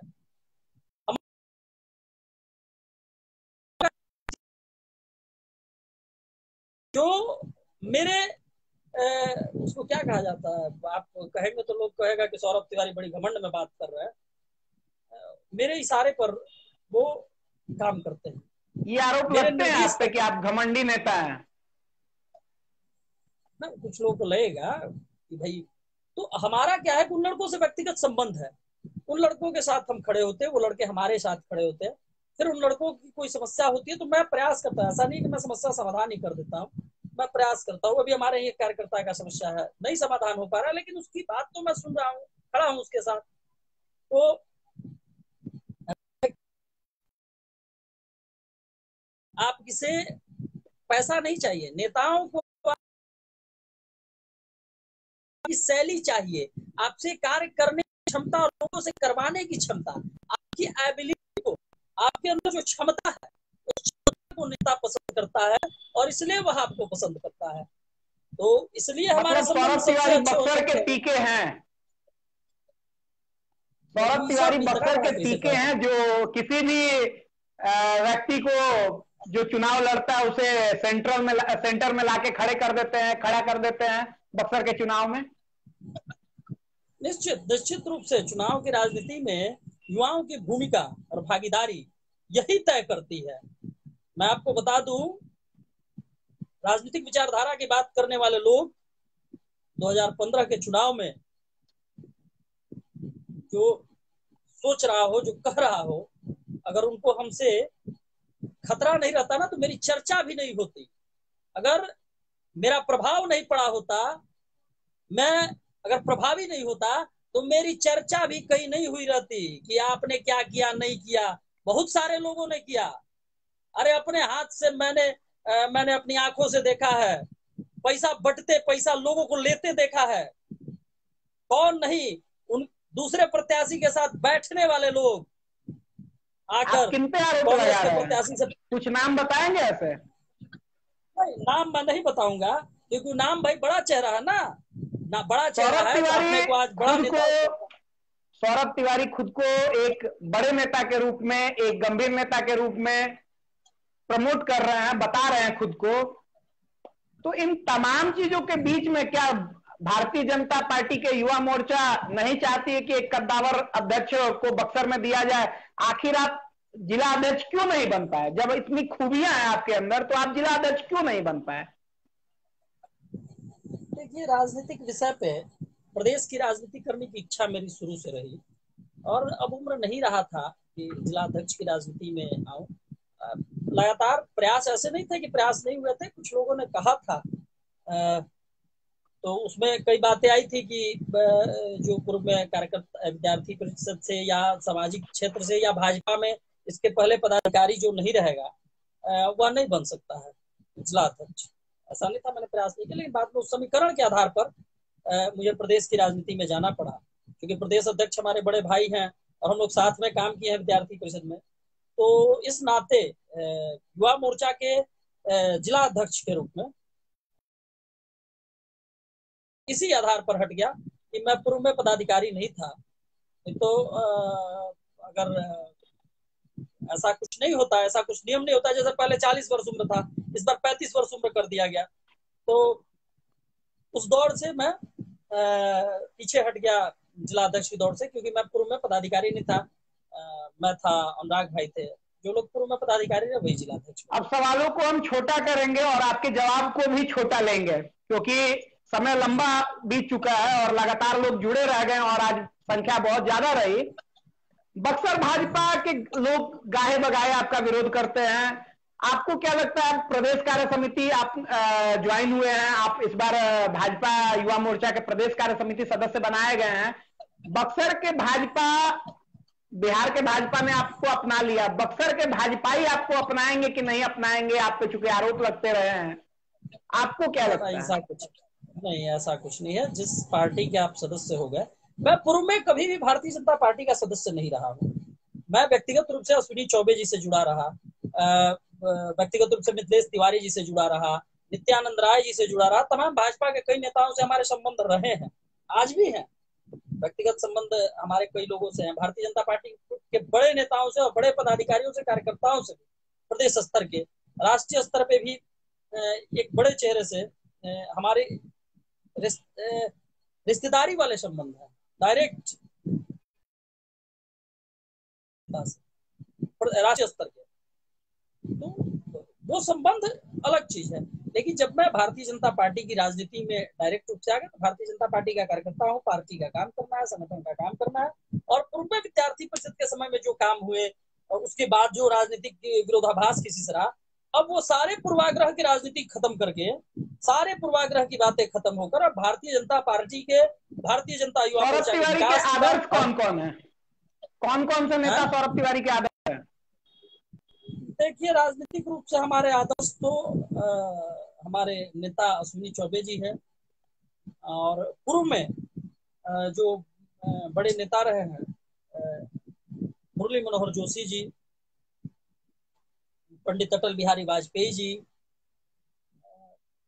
नितिन गडकरी जी, ऐसे तमाम नेता। लेकिन आदर्श पुरुष हमारे अटल बिहारी वाजपेयी जी, दीनदयाल उपाध्याय जी, सौरभ तिवारी जी से बात करते हैं हम बक्सर के बारे में, क्योंकि सौरभ तिवारी जी के आदर्श भी बहुत बड़े बड़े नाम है, तो मैं बात करना चाहूंगा बक्सर के बारे में कि बक्सर में विकास जो हुआ है उससे आप कितने संतुष्ट हैं, और बक्सर में जो स्वास्थ्य सेवाएं हैं, चूंकि व्यूअर्स का सवाल था ये, बक्सर में जो स्वास्थ्य सेवाएं हैं उसको लेके, चूंकि आपके आदर्श बक्सर से सांसद हैं और केंद्रीय स्वास्थ्य राज्य मंत्री भी हैं, आप कितने संतुष्ट हैं बक्सर के स्वास्थ्य सेवाओं से, बक्सर के स्वास्थ्य सुविधाओं से, और क्या ये एक अच्छे मकाम पे हैं? हाँ, मैं बता रहा हूँ, स्वास्थ्य सुविधा का जो समस्या है, क्योंकि एक बहुत बड़ा सेक्टर है स्वास्थ्य, और स्वास्थ्य का एक इतना बड़ा सेक्टर है कि उसमें आप कितना भी कर दीजिएगा तो वह हो नहीं पाएगा। उसमें आप आज एक रोग निकालते हैं, कल दूसरा रोग निकल जाएगा, परसों एक तीसरा रोग निकल जाएगा। तो ये बहुत सारी समस्याएं हैं स्वास्थ्य में। कई ऐसी व्यवस्थाएं हैं, वह प्रदेश स्तर, राष्ट्रीय स्तर, तमाम विषयों का। और केंद्रीय स्वास्थ्य राज्य मंत्री हो जाने का मतलब यह नहीं है कि आप चुटकी बजाइएगा और समस्या का समाधान हो जाएगा। सांसद और मंत्री और बिहार सरकार तमाम भूमिकाएं, तमाम समस्याएं, और जहां नौकरशाहों की भूमिका है, मैं आपको बता रहा हूं एक बात, हमारे यहाँ अल्ट्रासाउंड 15 लगभग 1.5 साल से रखा हुआ था, लेकिन यहाँ बहाली किसको करना है? तो राज्य स्वास्थ्य समिति के अध्यक्ष होते हैं डीएम। क्या इसको लेके आप अपने आदर्श नेता से आप बात करते हैं, इस बक्सर के स्वास्थ्य सेवाओं को के बेहतरी के लिए क्या आप बात करते हैं? आपके क्या कार्य योजना है भविष्य के लिए, इस पे आप बात करते हैं उनसे? निश्चित रूप से बहुत सारी योजना, अब तो कोरोना के मामले को लेकर बहुत सारी समस्याएं आ गई हैं। कोरोना में बहुत सारी बातें रुक गई है। कोरोना में देश ही नहीं पूरा विश्व रुक गया है, लेकिन स्वास्थ्य सुविधाओं की बात होनी चाहिए। मैं निश्चित रूप से यह नहीं कह रहा हूँ कि आदरणीय हमारे सांसद महोदय हैं और केंद्रीय स्वास्थ्य राज्य मंत्री हैं, कई बातों पर लेकिन मैं पूछना चाहता हूँ, मेरे भी कई सवाल है, स्वास्थ्य सेवा हो चाहे कई सेवाएं हो। बक्सर नगर परिषद के अध्यक्ष, बक्सर जिला परिषद के अध्यक्ष इस आप बक्सर स्वास्थ्य विधायक को समिति जो छोड़ रहे कमेटी हैं? है, हाँ, मैं बक्सर क्या विधायक उनसे छोड़िए ना, कुछ विधायक का व्यक्तिगत संबंध के कारण आप उन्हें छोड़ रहे हैं? नहीं नहीं, मैं विधायक की बात नहीं कर रहा हूँ, मैं जो जिला पे लोकल स्तर, विधायक भी तो मान लीजिए, विधायक लोकल स्तर की बात नहीं है, पटना की बात है। सांसद जैसे दिल्ली रहते हैं वैसे विधायक पटना वाले की बात हो जाएगी। अब मैं बता रहा मतलब हूँ आप कि यहाँ आरोप जिला लगा रहे हैं परिषद, कि बक्सर विधायक पटना रहते हैं ज्यादा? नहीं नहीं नहीं, हम आरोप नहीं लगा रहे, मैं यह बता रहा हूँ कि जिला परिषद का चेयरमैन और नगर परिषद का अध्यक्ष क्या कर रहा है, क्या उनकी जवाबदेही नहीं बनती है क्या? बक्सर डीएम की जवाबदेही नहीं बनती है क्या? क्या हम आम जनता की जवाबदेही नहीं बनती है क्या? बक्सर में स्वास्थ्य समस्या में बड़ी समस्या थी, ठीक, खूब समस्या, मैं 2 मिनट का समय आपसे लूंगा। खूब समस्या बक्सर में है, बहुत समय सारी हमारे समस्या पास चूंकि बक्सर में। कम है थोड़ा, एक लिमिटेशन है, तमाम व्यूवर्स का भी ये अनुरोध आ रहा बस है बस व्हाट्सएप बस पे बस कि बस भैया इसे दो छोटा मिनट किया दो जाए। मिनट में बता रहा हूँ। यहाँ एक जी बड़ा आंदोलन हुआ ओवरब्रिज का, ठीक ना, ओवरब्रिज की भी समस्या है, जी जी जी। ओवरब्रिज होना चाहिए। हमारा तो हो जाएगा तो हमारा ससुराल नजदीक है, हमारे लिए बहुत अच्छा हो जाएगा।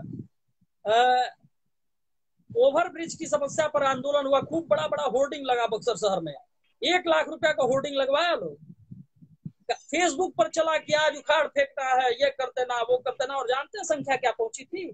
11वां व्यक्ति मैं पहुंचा था दिन के 11:30 बजे, उखाड़ साढ़े फेंकने आठ के बजे से लिए? कार्यक्रम चल रहा है। क्या? उखाड़ फेंकने नहीं के लिए नहीं, आप भी विरोध में गए थे? कार्यक्रम में नहीं, वक्ता के लिए, वक्ता के लिए, वक्ता मैं गया था। वहां 10 लोग पहले से बैठे थे, 11वां मैं गया तुरंत, मुझे मंच पे बुलाया गया, भाई सौरभ तिवारी भाषण देंगे। अब देखिए, स्वास्थ्य सेवा के लिए खूब बड़ा आंदोलन हुआ, बढ़ के ड्रामा हुआ, कुल रिक्शा पे माइक पे घुमा। संख्या क्या थी? तो वो भी संख्या पकड़ पकड़ के लोगों से, देहात से लोगों को लाया गया। हमारा जो समस्याएं जो सवाल नहीं, था वो स्वास्थ्य पे था, आप स्वास्थ्य को ओवरब्रिज पे ले जा रहे हैं, वो हमारा अगला सवाल हो सकता है, लेकिन स्वास्थ्य पे हम आपसे बात करना चाहेंगे। स्वास्थ्य पे सौरभ तिवारी जी का क्या विचार है? क्या भविष्य की कार्य योजनाएं हैं? क्या आप सलाह देते हैं? क्या बक्सर के लोगों की आवाज बन पाते हैं निश्चित कि रूप नहीं से अपने अभी नेता तो के देखिए, सामने? इस विषय पर जो होना चाहिए, बहुत सारी व्यवस्थाएं, सदर हॉस्पिटल में आप जाइए, वहाँ कैंटीन, एक जीविका के माध्यम से बेहतर कैंटीन, फिर वो फिल्ट्रेशन वाटर, फिर आपको दवा का जो एटीएम लगा, दवा का एटीएम वेलनेस सेंटर में, और केंद्रीय स्वास्थ्य मंत्रालय की योजना से वेलनेस सेंटर, सभी हॉस्पिटलों को वेलनेस सेंटर बनाया जा रहा है। वेलनेस सेंटर में हर जगह सुई की व्यवस्था। आज टीका लगाने के लिए लोगों को घूमना नहीं पड़ रहा है, टीका लगाने के लिए सीधे वेलनेस सेंटर में जाइए, सुबह 10 बजे से 2 बजे तक टीका लगता है। बच्चों को, जो सबसे हमारे भविष्य है, जो देश के भविष्य है, भावी भविष्य का निर्माण करने वाले बच्चे हैं, उनकी व्यवस्था हमारे केंद्रीय स्वास्थ्य मंत्री और सांसद महोदय ने स्पष्ट रूप से कराई है कि सुबह 10 बजे से 2 बजे तक पूरे देश भर में, केवल उसको मैं बक्सर से नहीं जोड़ा, पूरे देश भर में वेलनेस सेंटरों में, जो आयुष्मान भारत योजना है वेलनेस सेंटर, वह चौबे जी का ड्रीम प्रोजेक्ट था, और वेलनेस सेंटर में चौबे जी ने टीका दिलवाने की व्यवस्था कराई। और रेबीज की सुई की अभी कमी है, मैं रेबीज की सुई पर नहीं जाऊंगा, रेबीज की सुई की कमी है पूरे देश भर में। जहां कमी रह रही है, ये सौरभ केवल, तिवारी बड़े खूबसूरती से वहां से बच के निकल रहे हैं जवाब देने से। सौरभ तिवारी से अगला सवाल हम करते हैं। सौरभ तिवारी खुद को कहां आंकते हैं चुनावी राजनीति में, संगठन या चुनाव? और बिहार के इस बार इस मुख्यमंत्री बार तो नीतीश कुमार को आप कहां आंकते हैं? एनडीए की, ये जो हमारी गठबंधन की राजनीति है, पहला सवाल, संगठन या चुनाव? नहीं, हमारे लिए अभी तो संगठन है, अभी संगठन। भविष्य और में अगर आप चुनाव पार्टी का लड़ने वाले निर्देश हैं? होगा, नहीं, पार्टी का निर्देश अगर इस बार भी हो तो इस बार भी लड़ेंगे चुनाव। सौरभ तिवारी एक चुनाव महत्वाकांक्षी युवा है, यानी इससे ये स्पष्ट होता है कि बक्सर के राजनीति में एक प्रखर वक्ता आने वाले दिनों में राजनीति करते हुए या चुनावी राजनीति में दिखेंगे हमें, ये हमें लग रहा है। निश्चित रूप से, सौरभ तिवारी जी से एक सीधा संबंध, चूंकि आप बक्सर विधायक के भी बहुत करीबी रहे हैं, बक्सर के विकास को आप किस प्रकार देखते हैं? बक्सर विधानसभा का क्या प्रॉपर विकास हो पाया है, समुचित विकास हो पाया है? देखिए, मेरा सीधा सवाल रहता है कि विधायक और सांसद नली गली निर्माण के लिए नहीं बने हैं, कोई भी हो। ये लोग कहे विधायक और सांसद कुछ बड़े कामों के लिए बने हैं, कुछ महत्वपूर्ण कामों के लिए बने हैं, नीति निर्धारण के लिए बने हैं, व्यवस्थाओं को सुधारने के लिए बने हैं। किसी दल के विधायक हो, किसी दल के सांसद हो, मेरा विरोधी सांसद भी हो सकता है और समर्थक विधायक भी हो सकता है। समर्थक बक्सर के सांसद भी हो विकास सकता को है, आप कैसे देखते हैं? क्या बक्सर विधायक आखिर नगर पालिका सफल रहे क्यों हैं? बनी? सुनिए, नगर पालिका क्यों बनी, मुखिया और ग्राम पंचायत क्यों बने? मुखिया और आप ग्राम बातों को पंचायतों ने घुमाइए नहीं, बक्सर विधानसभा के बारे में ये बताइए कि आप बक्सर विधायक को आप मतलब पास मानते हैं अपने हिसाब से? देखिए, हमारे हिसाब सौरभ से तिवारी बहुत अगर खूबसूरती से सवालों को घुमा देते हैं अपने हिसाब से, चूंकि प्रखर वक्ता रहे हैं, छात्र राजनीति के निकले देखिए, हैं, तो ये अपने हिसाब से शब्दों को घुमा रहे हैं। आपको बता रहे हैं, माननीय विधायक और माननीय सांसद, ये हो सकता है कि बहुत लोगों को लगे कि भाई विधायक जी को आपने माननीय क्यों कहा, वो तो कांग्रेस वाले हैं। तो विधायक कांग्रेस से विधायक है, कांग्रेस के विधायक नहीं है। सांसद भाजपा से सांसद है, भाजपा के सांसद नहीं है। यह सबको समझना होगा। कांग्रेस से बक्सर के विधायक मुन्ना तिवारी, भाजपा से बक्सर के सांसद अश्विनी चौबे। तो देखिए, ये सबसे बड़ी बात है। दूसरा, नगर परिषद बक्सर शहर में गली में अगर कचरा भर गया है तो एक विधायक के नाते जिम्मेदारी मुन्ना तिवारी की बनती है, एक सांसद के नाते अश्विनी चौबे जी की जिम्मेदारी बनती है। लेकिन उसका उत्तरदायित्व कौन है, उसका उत्तरदायी कौन है और जवाबदेह कौन है, तो वो बक्सर नगर परिषद है। यहाँ नली में सड़क होगा, घर पिछले के बाहर। पिछले चुनाव में मुन्ना तिवारी के जीत पे और प्रदीप दुबे के हार पे आपने पटाखे फोड़े थे, ऐसा सुनने में आता है। इस चुनाव में सौरभ तिवारी और मुन्ना तिवारी की जुगलबंदी रहेगी या नहीं रहेगी, या वो अपने पार्टी के साथ रहेंगे? कैसे रहेगी? उस बार मैं भारतीय जनता पार्टी का कार्यकर्ता नहीं था, और उस समय अगर पटाखे फोड़ते हुए या किसी कार्यक्रम का या जो लोग कहता है, वो वही लोग र्यूमर उड़ाता है जिनको सौरभ तिवारी के भारतीय जनता पार्टी में आने से उनको अपने राजनीतिक कद को खतरा लगता है। सौरभ तिवारी का अगर एक तस्वीर आप उपलब्ध करा दीजिएगा मुन्ना तिवारी के साथ चुनावी राजनीति में, सौरभ तिवारी का एक पटाखा फोड़ते हुए फोटो दिखा दीजिए। हमारे तस्वीर है प्रदीप दुबे जी के साथ है नरेंद्र मोदी जी की रैली में, मेरे तस्वीर है सुशील मोदी जी की रैली में। मैं वहां मंच से चप्पा चप्पा भाजपा का नारा लगा रहा हूं और वोट मांग रहा। अश्विनी चौबे जी के साथ मैं पूरे क्षेत्र में घुमा था बक्सर विधानसभा में, और मैं एक बार घूमूंगा चौबे जी के साथ प्रदीप दुबे का वोट मांगने, भाजपा के कैंडिडेट का वोट मांगने, और एक बार मुन्ना तिवारी जी के लिए वोट मांगूंगा।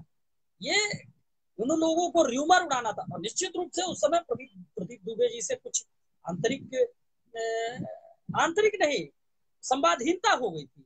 हम दोनों वो समय के अभाव में हमसे बात नहीं कर पा रहे थे, और बीच में लोग जो थे वो संवादहीनता समय का अभाव मुझे भी अब लग रहा है, क्योंकि बातचीत बहुत लंबी हो चुकी है। सौरभ तिवारी जी ने दो आरोप बहुत शानदार लगाए हैं बक्सर नगर पालिका को लेके, कि बक्सर नगर पालिका अपने कर्तव्य का पालन नहीं कर रहा है। दूसरा, इन्होंने कहा अपने बातचीत के क्रम में कि नरेंद्र मोदी, अमित शाह और अडानी अंबानी मैं ही हूं। इसका मतलब ये हुआ कि ये कहीं ना कहीं से ये संबंध जोड़ते हैं कि अडानी अंबानी नरेंद्र मोदी के करीबी हैं और अमित शाह के करीबी हैं।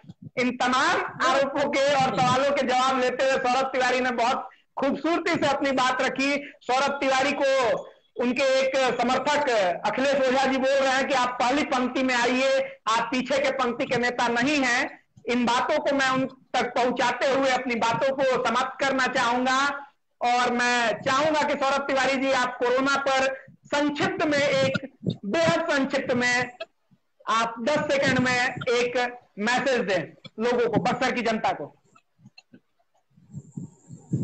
इसमें क्या कहे, हम लोग भगवान को मानने वाले लोग, राम को मानने वाले लोग, देश का गरीब गुरबा, खेतीहर मजदूर, नौजवान, छात्र, युवा, शोषित, पीड़ित, दलित, आरक्षित, सभी जाति, समुदाय, पंथ, धर्मों से संबंध रखने वाले लोग, मैं सबसे आग्रह एक ही करूंगा, लॉकडाउन को छुट्टी ना माने, लॉकडाउन को एक संस्कार माने, लॉकडाउन को एक वर्किंग पीरियड माने। और सभी लोगों से आग्रह है कि लॉकडाउन के सिस्टम को भरसक पालन कीजिए। बहुत आवश्यकता भारतीय जनता पार्टी के लोगों के लिए कोई संदेश, क्योंकि सबसे ज्यादा इस बार वही संक्रमित दिखे हैं, तो उनके लिए भी कोई संदेश है? निश्चित रूप से जो संक्रमित हो गए हैं किसी कारणवश, ऐसा नहीं है कि हम लोग सुरक्षित है। कोविड एक ऐसा रोग है कि किसी को अगर हो जा रहा है, कहाँ से हो रहा है ये पता नहीं चल रहा है। मैं उन सभी लोगों के लिए अपनी शुभकामनाएं देता हूं, मंगल कामनाएं करता हूं। हमारी तरफ से भी उनके लिए शुभकामनाएं हैं और बक्सर की जनता से ये निवेदन है और इस कोरोना की लड़ाई को लड़ेंगे हम, जीतेंगे हम, या किसी जाति। सौरभ तिवारी के बारे में मैं यह बता दूं कि उन्होंने अभी हाल ही में प्रशासन मित्र के रूप में अपने पूरे छात्र शक्ति की टीम को उतारा था। उन्होंने बेहद ही अच्छा काम किया। रक्तदान के लिए भी इनका काम आउटस्टैंडिंग काम है इनका। और इसके अलावा बक्सर के तमाम सामाजिक कार्यों में बढ़ चढ़ के हिस्सा लेते हैं। आज हमारे साथ सौरभ तिवारी जी जुड़े, इसके लिए सौरभ तिवारी जी का बहुत बहुत धन्यवाद। मैं आभार प्रकट करता हूं और बहुत शानदार बातचीत आज हुई। तमाम लोग जुड़े, दर्शकों को से मैं उम्मीद कमेंट में